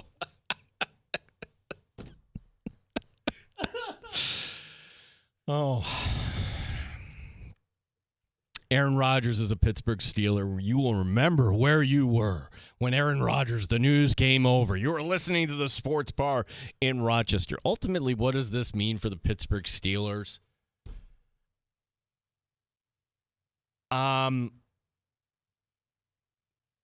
You're still the third best team in that division. You might have the third best quarterback, but probably not. Somebody will rise up from Cleveland and be better than you. Wouldn't that be funny if it was Kenny Pickett? Oh, don't worry. The talking head shows will love this. Don't worry. There'll be a lot of coverage for the game nobody cares about. Steelers-Jets week 1. Good luck trying to win over all those teammates, too. Let's start here. I can't wait to see the Arthur Smith offense. Is Arthur Smith just going to go in, okay, whatever we practiced up until this point, rip it up, because Aaron Rodgers doesn't like the two tight end formations. Aaron Rodgers doesn't like motion, which my offense runs a ton of motion. We're going to run the Aaron Rodgers offense. Or is it going to be the other way around? Is it going to be Aaron just, politicking behind the back of Arthur Smith? Hey, Steel fans, you signed up for this. You signed up for the crazy. Now, you want to be relevant? Fine. If you think that makes you relevant, I just find it hilarious that a franchise that is so proud, supposedly so smart, what would have to happen for the Pittsburgh Steelers to win the Super Bowl? Well, a lot of things, right? But let's just start here. Okay, let's just start with the competition, all right? And maybe there are injuries along the way. You don't ever want to wish that. But for Pittsburgh to get through the AFC, you would have to have some combination of Aaron Rodgers outdueling Patrick Mahomes, Joe Burrow, Josh Allen. Oh, and maybe you could swap in Lamar Jackson for one of those players. Oh, Denver's defense will be really, really tough. But then let's say you got through Joe Burrow, Patrick Mahomes, Josh Allen, and you get to the Super Bowl, and then you've got to deal with Philadelphia's defense and Jalen Hurts. I'm sorry. Don't ever sign a bridge quarterback and hope that he is going to lead you somewhere. It never happens. Come up with a plan to draft a quarterback and develop that quarterback the right way. And if you realize, damn, that didn't work with Kenny Pickett, well, then you try again. And you try again after that. If you're lucky, maybe you go dumpster diving and you find something. Hey, this guy had his shoulder hurt. Let's sign him like the Saints did with Drew Brees. Maybe that's an option. But you're not ready to win a championship with any quarterback, and the 41-year-old quarterback is not going to lead you to a Super Bowl. So let's just stop right there. What is the ultimate end game? You are wasting your time. You are farting around if you're the Pittsburgh Steelers bringing in Aaron Rodgers. Because ultimately, yay, we won 9 games, or yay, that game against the Ravens was a lot of fun. Who cares? Maybe this is just, brash Western New Yorker talking now that we've found our quarterback here. Like, anything less than the Super Bowl for Buffalo this year, in my opinion, disappointment. This is where the bar is set at. And last year, okay, you might have been disappointed, but it did exceed expectations because there were some Jamos out there picking the Jets to win the Super Bowl. That really did happen. Some people picking Miami to win the division. That really did happen. So, but when you had Josh Allen, okay, you know what? We are in the game. And if we had to say, okay, let's go over the list here in the NFL. Teams that should feel good about their quarterbacks. Buffalo, Cincinnati, Kansas City, Baltimore. I'm going to throw the Chargers in there. Houston's borderline. For the sake of this argument, Houston. Because, okay, you'll have to pay him at some point. Bo Nix on the verge too soon. Not Trevor Lawrence. I'm sorry. Trevor Lawrence was terrible last year. He needs to show something with that new head coach. You go over to the other conference. Okay, Hurts. Daniels, even though in year 2, oh, yeah, that was really special. You have something there. The NFC Central, okay on Goff, even though I'm not a fan. Can't do it for the Vikings. Can't do it for the Bears just yet. Can I get a verdict on Jordan Love, Derek? I feel like if you're a Packers fan, you can feel good. I think he's there. He's more there than some of the other. Okay, well, we'll say, you found your guy, Jordan Love being number 10. One more year out of Matthew Stafford, 11. And look, he made it to a Super Bowl. I'm not a fan. Brock Purdy, but okay, and you just paid him. I'm being generous here in this. Notice I'm keeping out Kyle Murray. His name's Kyler G. No, in the sports bar, we call him Kyle Murray. That's 13. Did I leave anybody out? I'm leaving Geno Smith out. Like the Raiders, that'll be fun. You're not going anywhere. Sorry. Got to find another quarterback ultimately to lead you to the prize. Aaron Rodgers is not on this list. Any team that I didn't mention here, go find your quarterback. Maybe you have a guy that, all right, is he the guy or not? Minnesota, for example. A lot of Viking fans very, very high on McCarthy this year. I myself, I'm going to take a wait-and-see approach with that. That team is not going to get the 13 wins this season, but they should be fun. They should be a playoff team. Bringing it back to the Pittsburgh Steelers, you're wasting time. You really, really are. I think I would have had more respect had the Steelers actually kind of gutted the whole thing, trade away parts, and next year is the year to go find a quarterback. Go find your guy next year. Aaron Rodgers, 1-year deal with the Pittsburgh Steelers. We've got time for your calls. 866-4FAN, 866-4326. The Muncie points, which we're awarding all day today, you can write in or call at 866-4FAN. The Muncie points, I'm going to award them to you, Derek, for finding that clip. Hanging up. I don't even remember myself hanging up. I just must have blacked out or something. You were in a haze. I was in a haze. It was in a victory haze. Like those videos when people, their team wins games and they jump around, they do something crazy. Me learning that I won a box wine bet with Mike Danger while he wasn't here, that was celebratory. Huge. Now right. You're not used to winning. It's all right.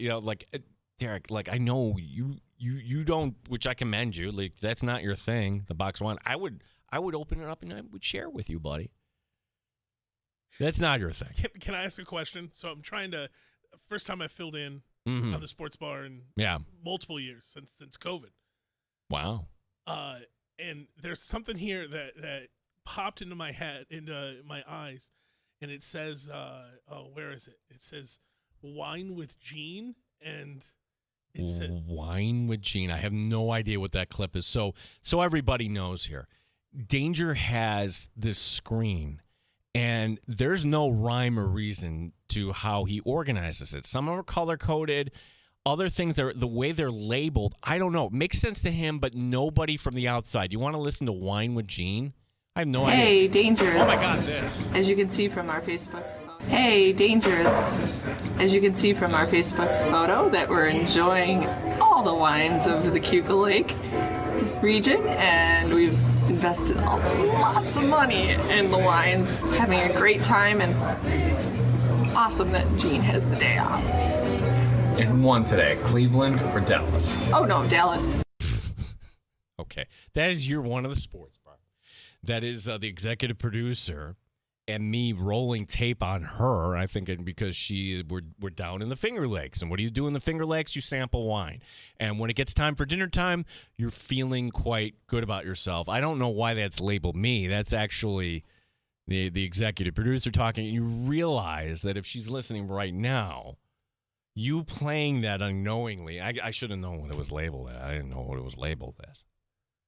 I'm gonna have to hear wine. Bring it to me now, buddy. Hanging up. 8664 FAN. It's a sports bar here on the Fan Rochester.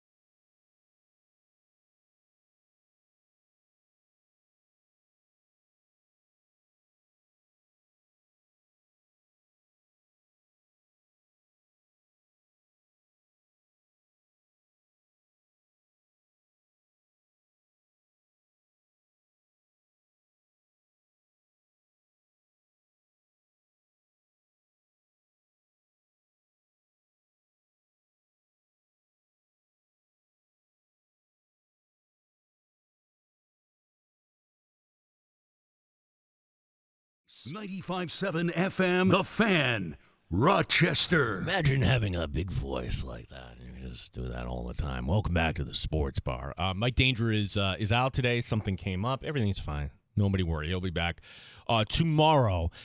And again, the funny part of the show today. Have you ever thought, I didn't say that. I didn't do that. Honestly, didn't think I hung up on Danger. And then you played the audio, and like literally not only hang up, I said hanging up. Hanging up. Got really excited when I won my box wine bet. So I'm sure I'm going to hear about that tomorrow. He'll come in and he'll just drop it on me and call me a misfit or whatever. News out of Indianapolis today, and not dealing with the Pacers. Got this other story where the Colts, all right, they spent a high pick last year. And we just talked about, all right, find the guy. Figure out if he's the guy, and if he's not the guy, move on. Year 3, even though he was hurt the majority of year 1, time you figure is kind of running out a little bit for Anthony Richardson, the quarterback.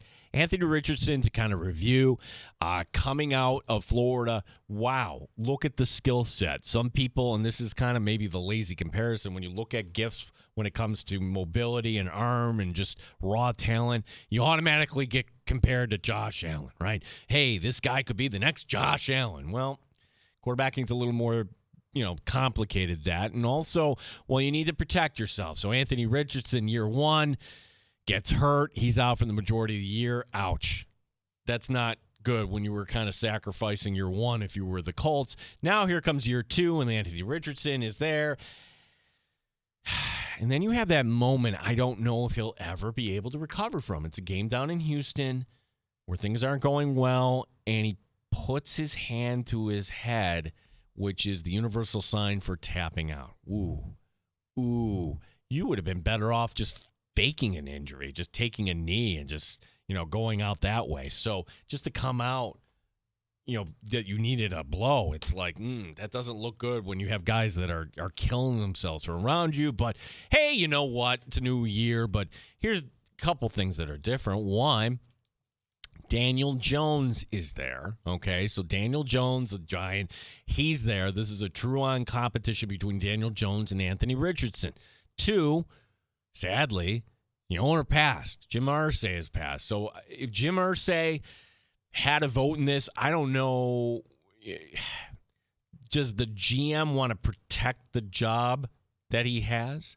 The head coach want to protect the job that he has? Or do they have the latitude to say, hey, we really like what we're seeing from the young kid. Let's give him a little more rope. Let's give him a little more latitude. That's probably the better play. You need to figure out with Richardson. Again, year 3, time should be up, but this comes with a disclaimer that, hey, year 1 wasn't really year 1 since he got hurt. Well, just giving you the whole backstory on this, knowing, okay, the future's yet to be determined with Anthony Richardson, but this is not helping. Richardson approached trainers last week reporting soreness in his throwing shoulder. Doctors determined he suffered an aggravation of his AC joints. Same injury 5 weeks into his rookie season. Now, that was the one that shut him down. This one, they're hoping that just rest will do the trick. But, oh boy, this is like, as far as news in the month of June during the OTA session here, during mandatory minicamp, and for the Colts, this was actually, their mandatory minicamp, like many others, is coming up next week. We're not going to have an answer on this because when training camp opens, will Richardson be ready? And no one is saying that. Shane Steichen, the head coach today, saying, I'm not ready to give you a timetable on any of this. Where the doctors right now are just calling this a sprain. It's the same injury that shut him down for a year. If you're a Colt fan, you've got to be really concerned about this. The idea that Anthony Richardson re-aggravating that same shoulder injury that came out. And again, in the year that he was healthy, it wasn't like he showed you anything. That's why Daniel Jones is there in the first place.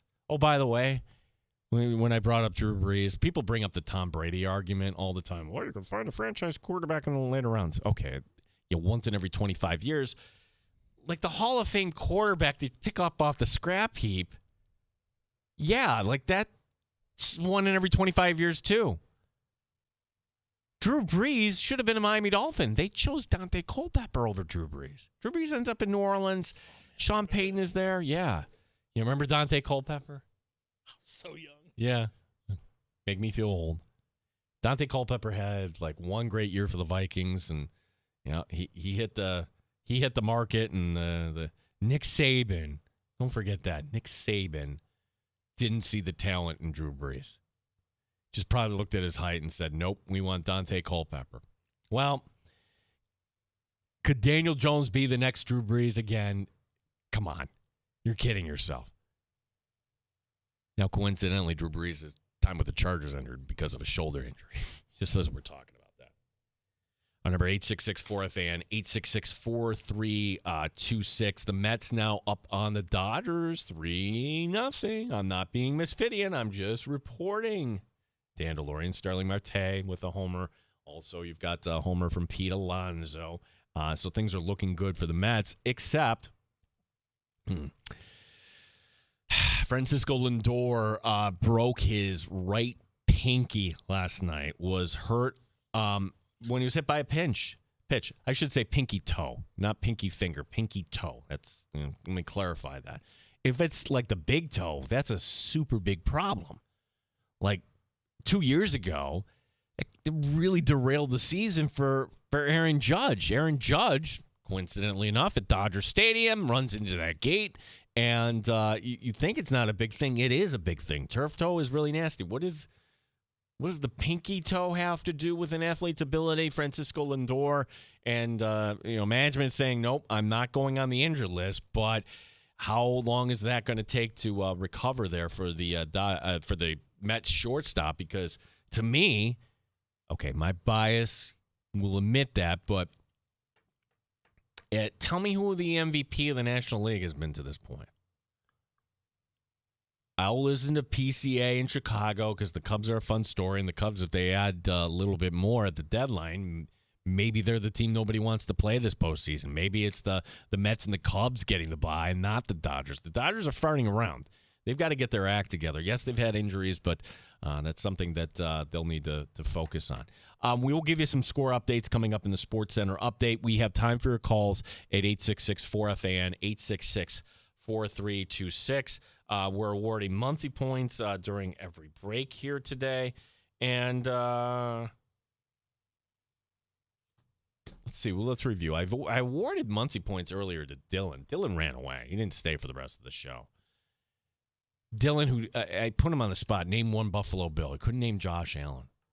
Folks, that wasn't a bit. That was legitimately.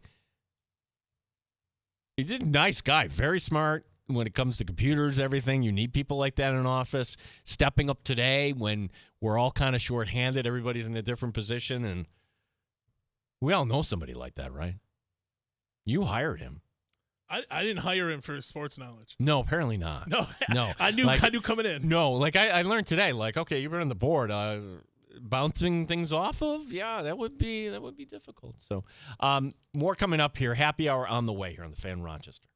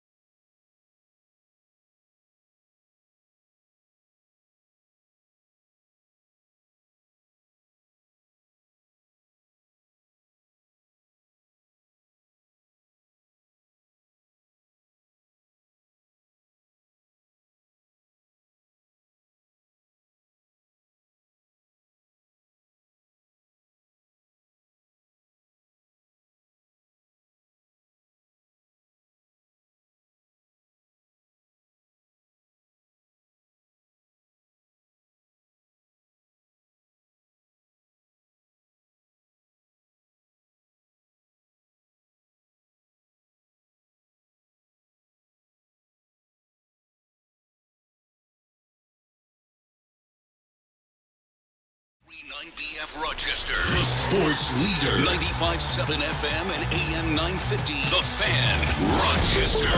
An Odyssey sports station. The Fan, Rochester.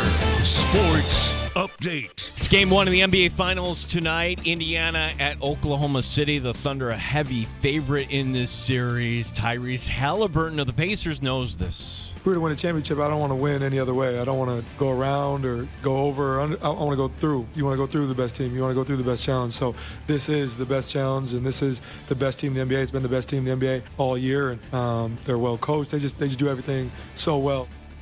On the Major League scoreboard, the Mets are up on the Dodgers. They're in the bottom of the fourth. 4-0 New York in this game. Pete Alonso with a homer. Also, Starling Marte has gone yard. The Braves gave up 7 runs in the ninth inning. They lose to Arizona 11-10. Athletics up 12-1 on the Twins. They're in the bottom of the fifth. Jays up 9-1 on the Phillies as they go to the seventh. Gene Battaglin, the sports leader. The Fan, Rochester. It's time to start the show and talk about the sports we saw. Inside jokes and takes from Danger and Battaglia. Bills and the Sabres and the Amherst. Who gave a microphone to these jerks? Welcome to the sports bar, that's where you are. Welcome to the sports bar, that's where you are. Welcome to the sports bar, that's where you are. With Danger and Battaglia. Hey, Danger, you got me? Danger. Is this? Yeah. Yeah, you lost the bet. You lost the bet. Box wine. Bring it to me now, buddy. Hanging up. That happened early in the show today. So to kind of review how the day has gone on, and I think we mentioned this before, Danger has other responsibilities in this company. I have sales responsibilities. So I found out like at 1 o'clock, something's happening. Danger is getting pulled aside because of his other responsibilities, and I'm in the middle of my sales day. Okay, sure, we could do this. Special thanks to you, Derek, for stepping up here today. Last second, stepping in, Derek, the pizza dude. And in the middle of this show, I'm deducting myself 1 Muncie point because in the update, I didn't mention the top story, and that would be Aaron Rodgers is now a Pittsburgh Steeler. He will join the team in time for their mandatory minicamp. This according to Schefter and Pelissero and all the NFL Goombas. Everything is looking up for the Pittsburgh Steelers, or is it? It's a 1-year deal, apparently. And in my excitement, I called Mike Danger. And legitimately, I don't remember me saying hanging up, much less saying hang up and actually hanging up on Mike Danger. And then, he kind of lit me up on social media. So hopefully we're cool. I guess we'll find out tomorrow. I'm not too worried about it. You know why? Wine. 866-4FAN, 866-4326. Happy hour is for you. Deanna joining us. Hey, Deanna, how are you? Hey, Gene, how are you? Enjoy your box wine. Thank you. Summer's here, so, you got your box wine. Perfect time for it, Deanna. Like if you were here, since you're a Steeler fan, I would share with you. I think I need something a little stronger than wine right about now. You're not a fan of this, eh? It got to the point for a lot of us in Steeler Nation, not so much if, but when. Today is when. And to me, it's a signal, okay, we're looking at 2026. We've got draft picks that hopefully the GM uses to wheel and deal and move up in the draft if need be. And it is what it is. This whole Aaron Rodgers thing is a Mike Tomlin driven bus. He wanted him. Art and Omar are like, okay, he's all yours if we can get him. And, from what I'm understanding, most of the conversation about this didn't go through the owner and the GM. It went through Aaron Rodgers and Mike Tomlin. So it is what it is. And, Rodgers has gotten his last 2 coaches fired, so we'll see what's going to happen. If it goes completely south, you do have Mason Rudolph, I guess. Will Howard. No, not at all. Yeah, I mean, a lot of people were very content with Mason Rudolph getting a legit shot in a real offense with a real offensive coordinator to see what could be done with DK Metcalf and Freiermuth and the tight ends and all the fun stuff Arthur Smith loves to run, but he wasn't able to because of the types of quarterback they had last year. Now, when you bring in the old man, not going to get to see probably the true Arthur Smith offense maybe till next year. Deanna, keep the faith. It's only 1 year. We'll check back in with you in 2026. How's that sound? That sounds great, team. Have a good night, guys. All right, thanks, Deanna. That's Deanna, everybody. Steeler fan. Thing about Steeler fan, I guess it's Pittsburgh. Maybe this is true for other teams, but we all know Steeler fans in Rochester, right? Seems like if you're a Steeler fan, your allegiances also kind of go in every direction toward Western PA, meaning you're also a Pirate fan and you're also a Penguin fan. And maybe this, if you're an old man like me when you were a kid, the Steelers were the city of champions, 1979, 1980. The Steelers are winning the Super Bowl. The Pittsburgh Pirates are the World Series champions. That really happened. And if you were a fan of one, hey, it's fun as you're winning. And you have kids that are impressionable, and I think that quite often. But if you're a Pittsburgh fan right now, what are you hanging your hat on? You're hanging your hat on, okay, we could be 500 again in the NFL. Hey, we have Paul Skeens and nothing else. Let's enjoy Paul Skeens before we won't pay him and somebody else will. And then the Penguins, ultimately, they have no self-awareness. The Penguins should have just at least traded one of those guys and built over. But every year the Penguins are like, if we just be 6 points better, we'll get in. And once you're in the postseason, anything can happen. Yeah, that's not exactly true. So they hired a new coach. Is that going to make a difference for the Penguins? I'm guessing not, but I wish them well. Steel fans, what do you think? At 866-4FAN, 866-4326. Again, Aaron Rodgers going to the Steelers. It's a 1-year deal, and won my bet with Mike Danger. So that's your highlight story today. And in a move that maybe I'll come back to regret, I actually called Danger up live on the air. He didn't know the number because it came in blocked, and he actually picked up the phone. Not too happy. Hey, Danger, you got me? Danger. Is this? Yeah. Yeah, you lost the bet. You lost the bet. Box wine. Bring it to me now, buddy. Hanging up. You and people online, Peter and Chris and everybody else pointing out that I did that. Is that wrong that I don't remember doing that? Yeah, totally. Is that I like sometimes you said this. No, I didn't. Oh my God, I did. Talk about self-awareness. Like when you get excited like that, you say things, you do things. Something wrong with me? What was that? It's a little cringy. Well, now I'm gonna have to wear it because I'm sure I'll hear about it tomorrow when Danger will be joining us. We've got the NBA Finals tonight, and I'm going to be tuning in. You've got the Carney grad Bryant playing for the Pacers. You've got the MVP and SGA. You've got an Oklahoma City team that could be the next dynasty. And most people would say, Francesa, who cares? Well, if you're a basketball fan, you'll like this tonight. But let's be honest. What's more interesting? Breaking down what has to happen for the Pacers to win this. And we had Trista Crick on the show today. Very simple answer from 3. Not only do the Pacers have to be good, her words, they have to be nuclear. Okay. I hear that. What's more interesting, breaking down this matchup or talking about the New York Knicks? It's the Knicks, right?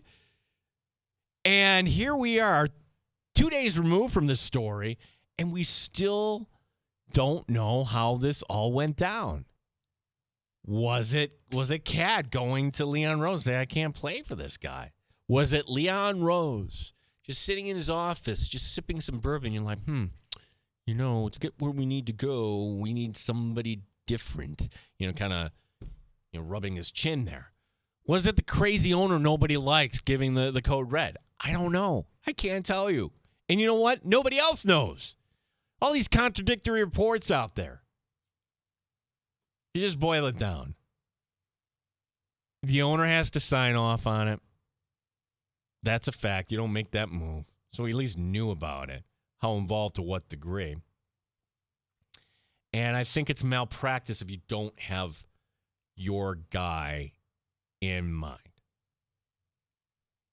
When the Bulls fired Doug Collins, Phil Jackson was the guy that Krause, and they wanted, and they got him. When Mark Jackson got fired, that was a surprise. It really was, if you go back in time. But the Golden State Warriors hadn't won anything yet.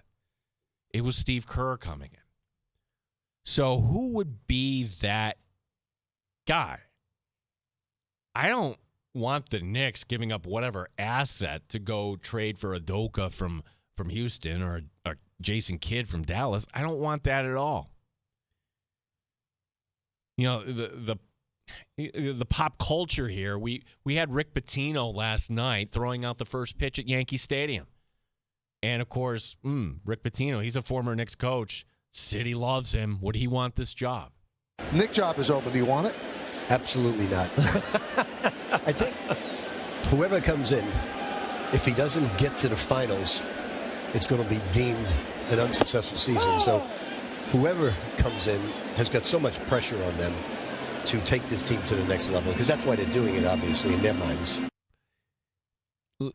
If you listen closely to the background, Derek, sidebar, you hear a called third strike, and then you hear the organ playing, and that's how cash baseball can be here. It's such a long season that, hey, we're going to talk to Rick Pitino because you, the audience, this is more interesting than what are you actually tuned in for here. Let's talk to Rick Pitino, and, oh, yeah, somebody's stroke out there. We don't really need to kind of go over that. Pitino's right. He's right. The bar is set so high. Why would you want to go in there? I asked Trista that question, because I brought up the Jay Wright thing. Well, no. There's always the unless. Big pile of money. Okay. You know, one and only conversation with Josh Allen, we joked with him when, talked about that quarterback show, and I just said, well, everybody's got a number. That's true. You could say no, but ultimately the number might change you. Would Dolan, make a number that is so ridiculous where Rick Pitino would walk that back? Once upon a time, Marty Schottenheimer went on ESPN. I would never work for an owner like Daniel Snyder. Snyder called up. Snyder got a ton of money in front of him, and all of a sudden Marty Schottenheimer is coaching for the guy who had said he would never coach for. Things change. I would hope the Knicks have a plan. If they don't have a plan, if we get to, let's say, the Monday after Father's Day, which it's coming up, and we're not hearing anything, then I'm a little bit concerned. By the way, this has to happen like this. Just a friendly reminder, because the finals will be done, and then it's the last week in June. You have the NBA draft. And the new head coach doesn't have anything to do with the NBA draft, but you want him in there from the get-go. And then July 1st happens, and, okay, the Knicks have some decisions to make, but if you're trying to attract other talent, don't you want to know who's our head coach? What are we doing here? So this isn't going to be some prolonged process. It's one of the things, Derek, I really, and for that matter, the NHL I don't like. I think the NFL, actually, their timeline is perfect where, okay, here's the season, everybody for a few weeks in February. And by the time we get to that second week in March, we're not hungry for football. Our appetite, we're voracious. We are ready for anything. You don't believe me, here in Western New York, we're talking about the backup quarterback for the Buffalo Bills, that situation with Dan Fates today. We're talking about things that, if you're not a football fan, but we love it. We're ready. We're hungry. The NBA, NHL, it just comes too quick just because their seasons go so gosh darn long. So we've got that story to chew on here today as well. And hockey from last night was really fun, was it not? If you tuned in, you saw big plays. You saw Bennett. You saw Draisaitl. You saw McDavid setting up Draisaitl. It's everything you would have wanted in a game one. And that's the way I think we just kind of flowed in. You don't have to have a rooting interest. You don't have to put money down to care anymore. Just put it on and just actually watch the game. And that's the fun part. Our producer, Dan DeLorean, his take was like, I don't like seeing a penalty decide it in overtime. That's fair, but if the penalty is so obvious, what are you going to do? You have to call it. So, game 2 tomorrow night, game 1 for the NBA. My prediction on the NBA, I like OKC in 5. I just think this team is just really, really good. And I would say that the second best team this season in the NBA didn't even make it to the conference finals. I think it was Denver. Denver took OKC to 7. That was a really good series that probably not enough people paid attention to. Probably we didn't talk enough about here on the show. And just the way the brackets kind of went, like Minnesota, what a massive disappointment. I didn't realize when I asked Trista Crick, I'm missing this too. Like, wait a second, if John Morant goes to Minnesota? Other NBA note from today, and this courtesy of Shams Charania, back to the Knicks. They made a play for Kevin Durant. Oh. Oh. No. Who's the fan base that likes Kevin Durant? Kevin Durant, if you have a burner account and you care that much about what people on social media are saying about you, do you really think Manhattan is a good spot for you? Really? I mean, when it's going well, there's no better place on earth. If it's not, you better have some thick skin, buddy. No, that's not a good thing. No, why do we think that Kevin Durant at this point is going to be this magic elixir for the Knicks or for anybody else? No, get more rim protectors. Get somebody who can be a defensive specialist at the point guard position when Jalen Brunson needs a little bit of a breather. The Knicks don't need to do anything extraordinary, Derek, other than find, I would say, 2 role players, both defensively. That's it. Or maybe just some designated shooter. And when you're watching Oklahoma City tonight, they'll go 9 deep. The Knicks don't do that. So I don't think the Knicks have to go crazy. When we talk to Trista Crick, too, you know, the Antetokounmpo storyline is going to dominate, but she brings up a good point. You could see him going anywhere, but where would he actually fit? He's like what they used to call a point forward, meaning the offense has to run through him. He's got to touch the ball. And there's nothing wrong with that, but most of these teams have established guys. That's why the Toronto thing, I'm not going to discount that. The fact that Toronto might be all in on this, and if you built a team, it might take a little while, and Giannis is a different cat, and if you had to pick a city that felt, international, it's Toronto. We spent so much time talking about, the disadvantages the Canadians have with the weather and the taxes, but look, if the Raptors have an opportunity to go after Giannis, you go all in. Who do you want? Barrett, first rounders? You want 4 of them? Here, boom. And then you take your chances trying to build around him. Yeah, the East next year. Okay, maybe you could bank on Philadelphia getting healthy and they get they pick 3rd overall. I don't see Cleveland getting any better. Boston's going to take a step back. Yeah, this is the time for the Knicks to step up. It's just like I didn't see that coaching move coming. Happy hour here in the sports bar. 5 Muncie points going to Deanna. Just because I feel sorry for Deanna and every Steeler fan. We're giving away, instead of Odyssey points, Muncie points on the show today. 866-4FAN, 866-4326 here on the Fan Rochester.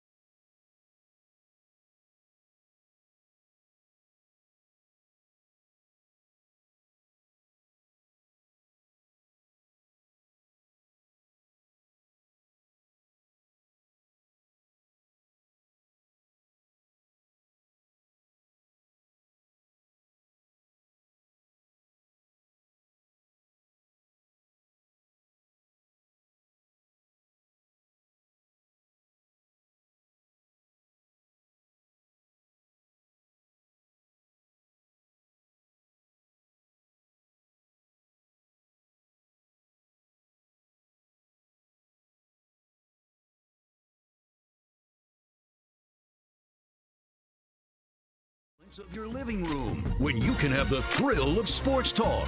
Ask your smart speaker to play 95.7 The Fan and turn your home into a sports arena.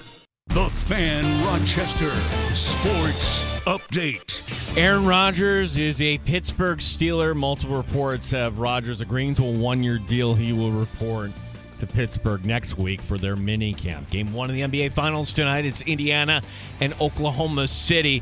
Ask GA on what a title would mean. To win a title on top of everything that's happened this year would be special. I've said this so many times, but I don't play for the individual stuff. I don't play for anything else besides winning, and I never have my whole life. When I was 9 years old, I played to win an OBA championship. When I was 20 years old, I played to win an SEC championship, and now I'm 26 and want to win an NBA championship. Like, it's always about winning.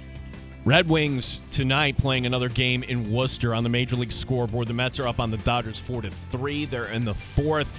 Final from today, the Braves give up 7 in the ninth. They lose to Arizona 11-10. In 10 innings, the Cardinals rally past the Royals 6-5. Gene Battaglia, The Fan, Rochester.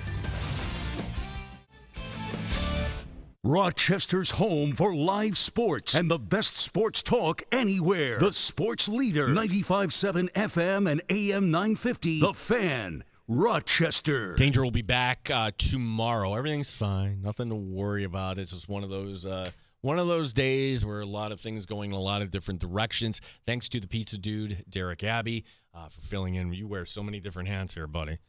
I mean, you live here practically. I love it here. You love it here. You love radio. We have shots here. You know how this works. I give a story, give some headlines. If you want to give some thoughts on this, Derek, by all means. We call this segment Shots in the Sports Bar. Throwing out the first pitch at Yankee Stadium, St. John's basketball coach Rick Pitino. And, of course, well, yeah, it's nice that you were there for Yankee baseball, but give us your thoughts on New York City basketball with the next Pitino, asked by Michael K. the question point blank. Nick job is open. Do you want it? Absolutely not. I think whoever comes in, if he doesn't get to the finals, it's going to be deemed an unsuccessful season. So whoever comes in has got so much pressure on them to take this team to the next level, because that's why they're doing it, obviously, in their minds. For somebody who doesn't smoke, he's got that like authoritative gravity. Like, I'm Rick Pitino. Absolutely not. Whoever comes in. He's got that Godfather sort of voice. He did expand on this. I can assure you that a 73-year-old is not coaching 100 games anymore. I would never wish that on myself. When asked if Jay Wright, what about him? He would be a home run hire.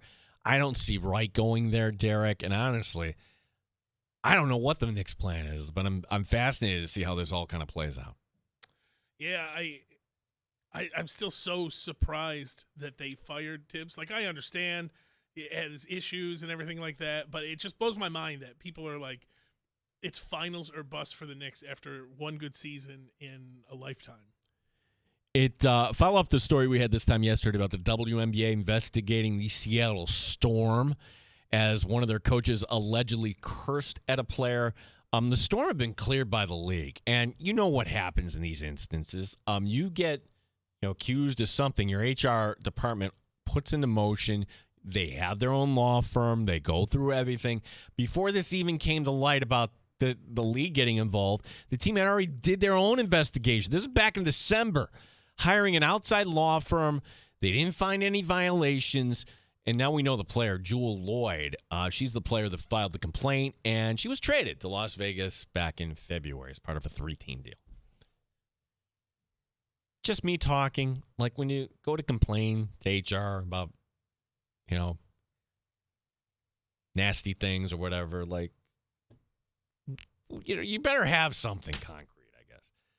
Anyways, I don't know the particulars of that story, but want to make sure we follow that up. This has to be welcome news in Major League Baseball and for sports fans in Chicago.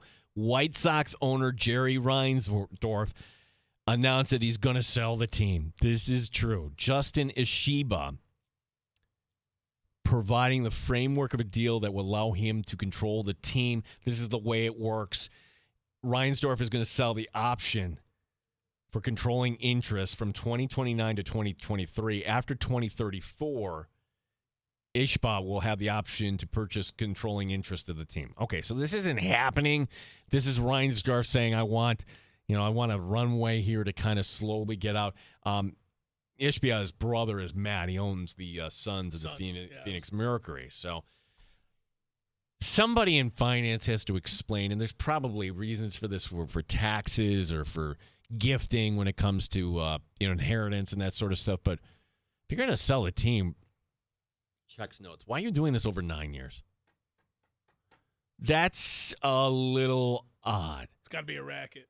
It does. And now that I'm reading this through and where I said, hey, it's welcome news, is it? Would it be more? Yeah, I saw it pop up on the TV, and I was reading it, and it made absolutely no sense to me either. Yeah, it's like I'm trying to explain to this. Like he's going to buy pieces of the team.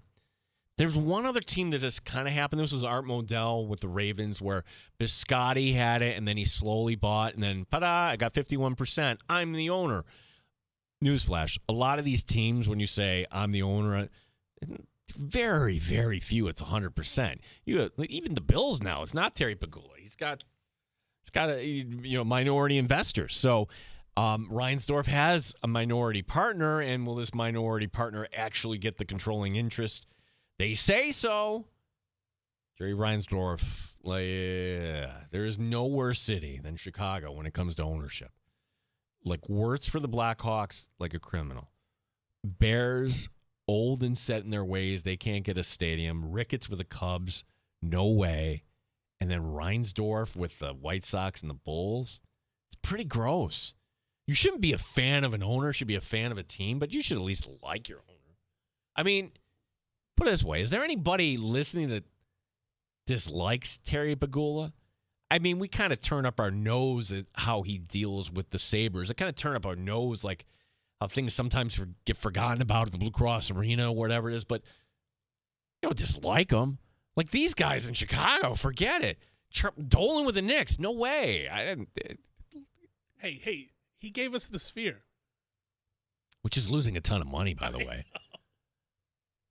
That thing's so crazy. Have you been out there? Or? I was out there for a work conference. Yeah.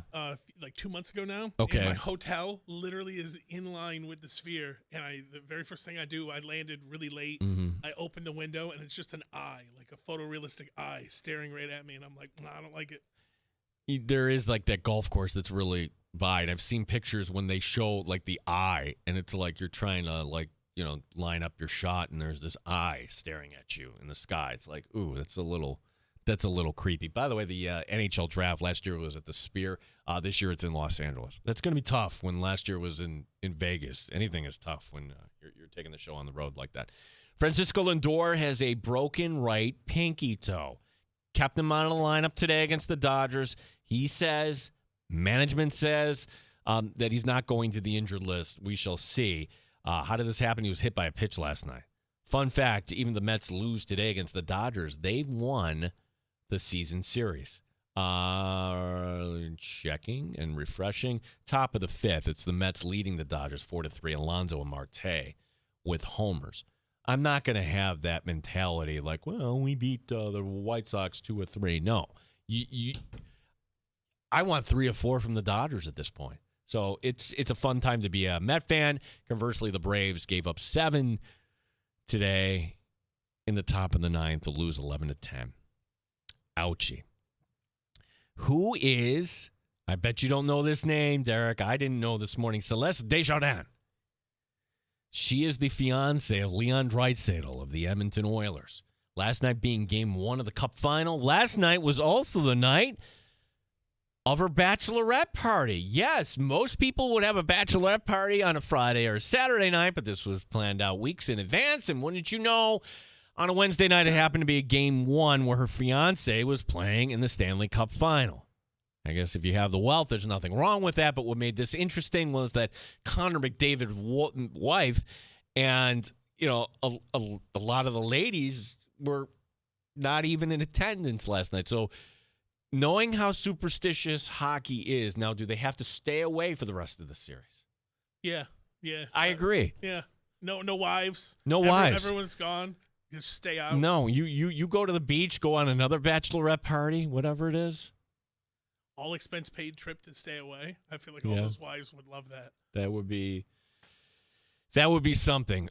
We are going to have an extended last call for you here in the sports bar. It means call us at 866-4FAN, 866-4326. We've got the Knicks to talk about. We've got the NBA Finals. If you want to weigh in on the Buffalo Bills, have that fun conversation with James Cook. All these sort of things coming up here. Again, thank you for listening. It's a sports bar on the Fan Rochester.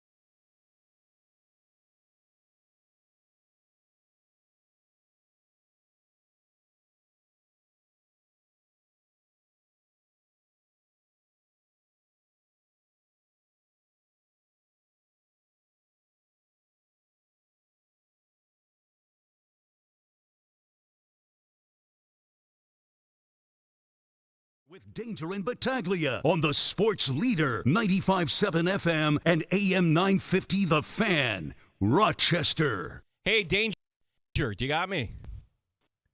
Danger. Is this? Yeah. Yeah, you lost the bet. You lost the bet. Fox Wine, bring it to me now, buddy. Hanging up. Oh. It sounds worse the more you. It sounds. Derek, am I that crazy? I sound like an a-hole there. It's not the way you win a bet.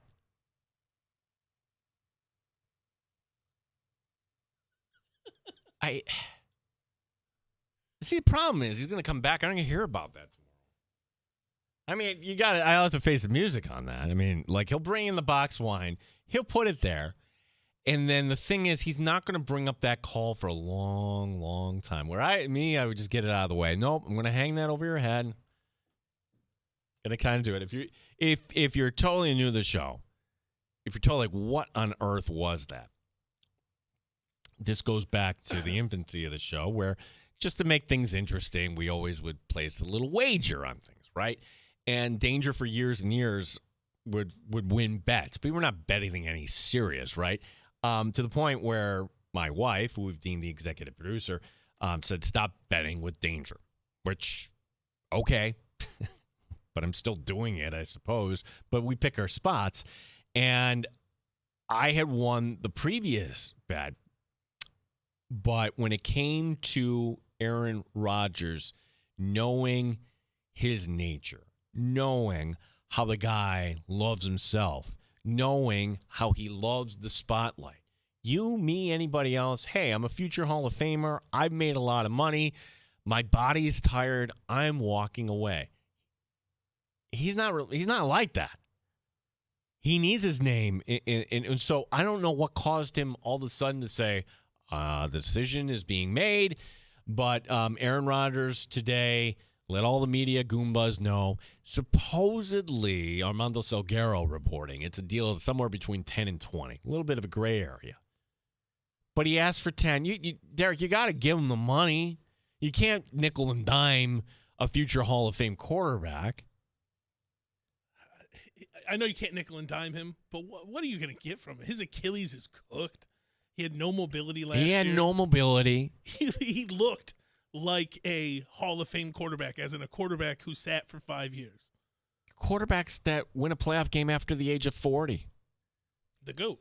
It's Brady.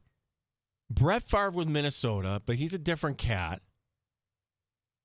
And Breeze did it. And George Blanda. That's the end of the list. George Blanda. Not alive for George Blanda to see that. Don't remember. George Blanda smoked a pack a day.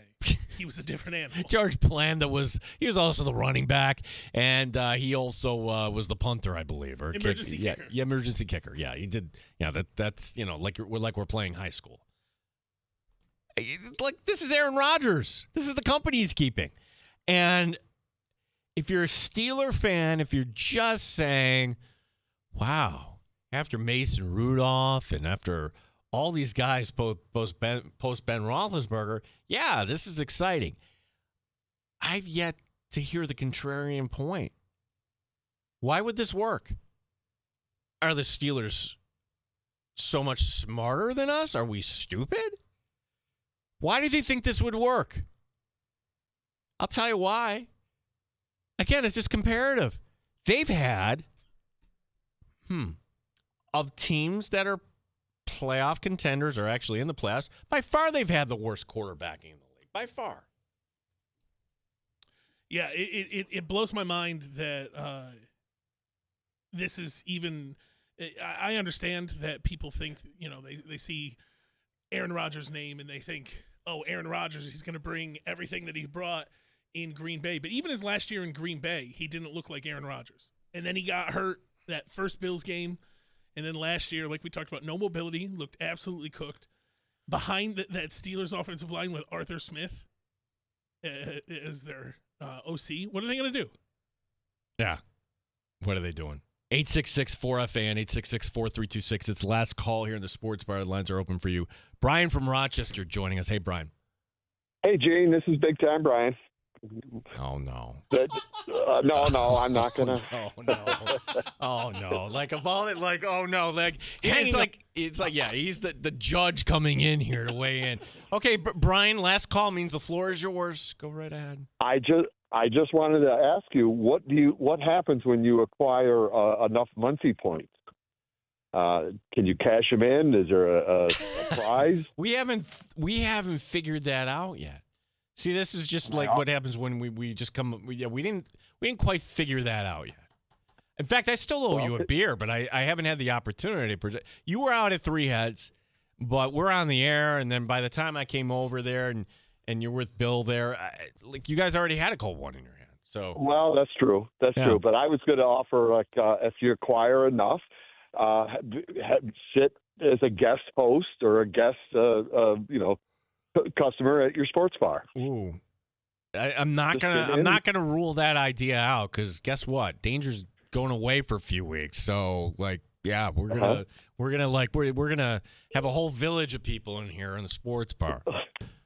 Well, that means you got to acquire enough Muncie points in order to do that. So all right, well, Brian, for listening and for calling, you get bonus points. You get 10 Muncie points today for this. That's what I'm talking about. Yeah.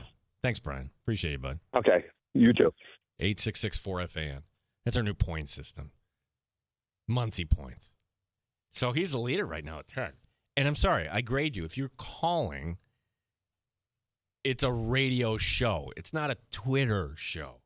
It's not a social media show.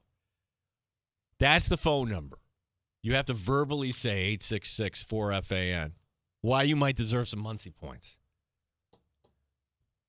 Do you want to award any Muncie points today, Derek? I would leave. You can. Anybody that is involved in the show at any point can award points. I feel like we have to award Muncie points to Danger for that just absolute drive-by phone call you gave him. Just absolute gold well, here. The funny hey, part. Danger, do you got me? Danger. Is this? Yeah. Yeah. Yeah, you lost the bet. You lost the bet. Box wine. Bring it to me now, buddy. Hanging up. Poor guy can't be here on the show. Misses the show last minute. So last minute. That I know. All I could say is like it's nothing personal, but he's got so much responsibility here that he got pulled away. Danger's going to be just fine. I'm not kicking a man while he was down. It's like he's not sick. There's nothing wrong personally. Everything's fine in Danger's world. It's just that. But now I don't know. When he wrote that on social media, and I didn't realize what I did. I'm telling you. So you're giving Muncie points to. Yeah. 5 Muncie points. 5 points to Muncie. Okay. And I feel like, and this can be future Muncie points, but future Muncie points for Joe Flacco when he eventually becomes the quarterback for the Pittsburgh Steelers after the Browns release him. Ooh. Who's the odd man out in Cleveland? We don't talk about it. We're just like, oh, this is going to be great. Five quarterbacks. Yeah. There's 5 of them. Yeah. Well, Watson, you just push to the side. Watson's going to be the guy like, hey, I want my money. I'm healthy in December. They're going to roll their eyes. They'll make him inactive. I can't wait for that, by the way. That's going to be gold. That is going to be fantastic. Tim Schneider, terrible take Timmy, is going to be so happy for that. Do not waste any time with Kenny Pickett. Find and Gabriel, by all accounts, like it could be Shador. It could be. It really could be Shador. Like there's two mysteries that I can't figure out. One is who ordered the code red on Tibbs? What really happened there? Why? Give me the story on that. Story 2, how did a whole draft industry? Oh, Shador is going to go number 2 overall. He's not in the first round. He's not in the second. He's not in the third. How did everybody miss on that? How? It's never happened before. In 10 years, we'll get a documentary on it. Yeah. And it's going to be a great documentary. I'm on Team Shador. I want to see 100%. Him. Yeah, I want to see him make plays, and that would be fantastic for the league. And in a league that on quarterbacks, everybody's so hungry. But even the Browns, when they selected him and you saw the look, yeah, the coach didn't want him. No. No, that was from the owner. Like, okay, we need it. Or we like to say, was it the commissioner saying, do this? And it was done. Tomorrow on the show, we will have more great sports talk. That's going to be my job tonight, Derek. I'm just so backed up here that normally this is where we would say, okay, coming up on the show tomorrow. I don't know. But we have these stories we could talk about, the NBA. Oh, I can tell you what's coming up tonight on the Fan Rochester. Me. I'm going on with BetM. Yeah, that sounded very arrogant. BetMGM tonight. BetMGM tonight with Brad Evans and filling in for Ryan Horvath is going to be our guy PJ Glasser. So going on to talk about the Buffalo Bills. What, from a Buffalo Bills betting standpoint, would you talk about? The over-under, going undefeated at home. The win totals are interesting, but if it's a fantasy conversation, I can't tell you anything. Who's going to get what in terms of share? James Cook, would his numbers be down? It just seems like there's going to be this offense is going to pick up right where it left off last year. Where it's great, you're going to win games, but from a betting standpoint, week to week, you're never going to know who's going to pop up. It's never going to be one of those type of offenses where you're going to take a wide receiver and that wide receiver is going to lead you to a fantasy win. That's not going to happen with the Buffalo Bills in 2025. By the way, I'm fine with that. Fine with that. Just means you have a really good, well-balanced offense. That's the case there. So that's coming up tonight at 8 o'clock. By the way, Sal Capaccio was in our studios today. How was he with you, bud? Sal? Great. Great, yeah. Always a professional. Yeah. Came in, did his show, had business, did not golf. He says he doesn't get to golf as much as he likes to in Rochester just because at training camp, guys get done and then they go golfing. But like in our business, Derek, what are we doing in the afternoon? Show, talk, a lot more work than you think. Before we leave, we'll give you an updated scoreboard from the majors. 4-3, Mets leading the Dodgers. That's in the sixth. The Jays beat the Phillies today by a 9-1 score. And game one, Cardinals over the Royals 6-5. You've got the Orioles leading the Mariners 4-3.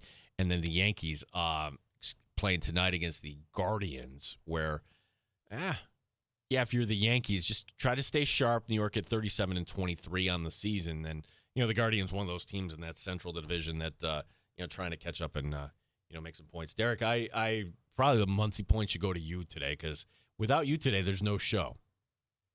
I don't know how to work that stuff over there. One day, Gene. One day might be coming sooner than you think. So that would be bad. Me hitting wrong buttons. I'll tell you, if I ran my own board, I wouldn't be playing, sound bites of me sounding like an idiot. Hey, Danger, do you got me? Danger. Is this? Yeah. Yeah. Yeah, you lost the bet. You lost the bet. Fox Wine, bring it to me now, buddy. Hanging up. Subdemanding. Yeah. Yeah, that was bad. We've got the JR Sport Brief coming your way next here, and thank you for listening.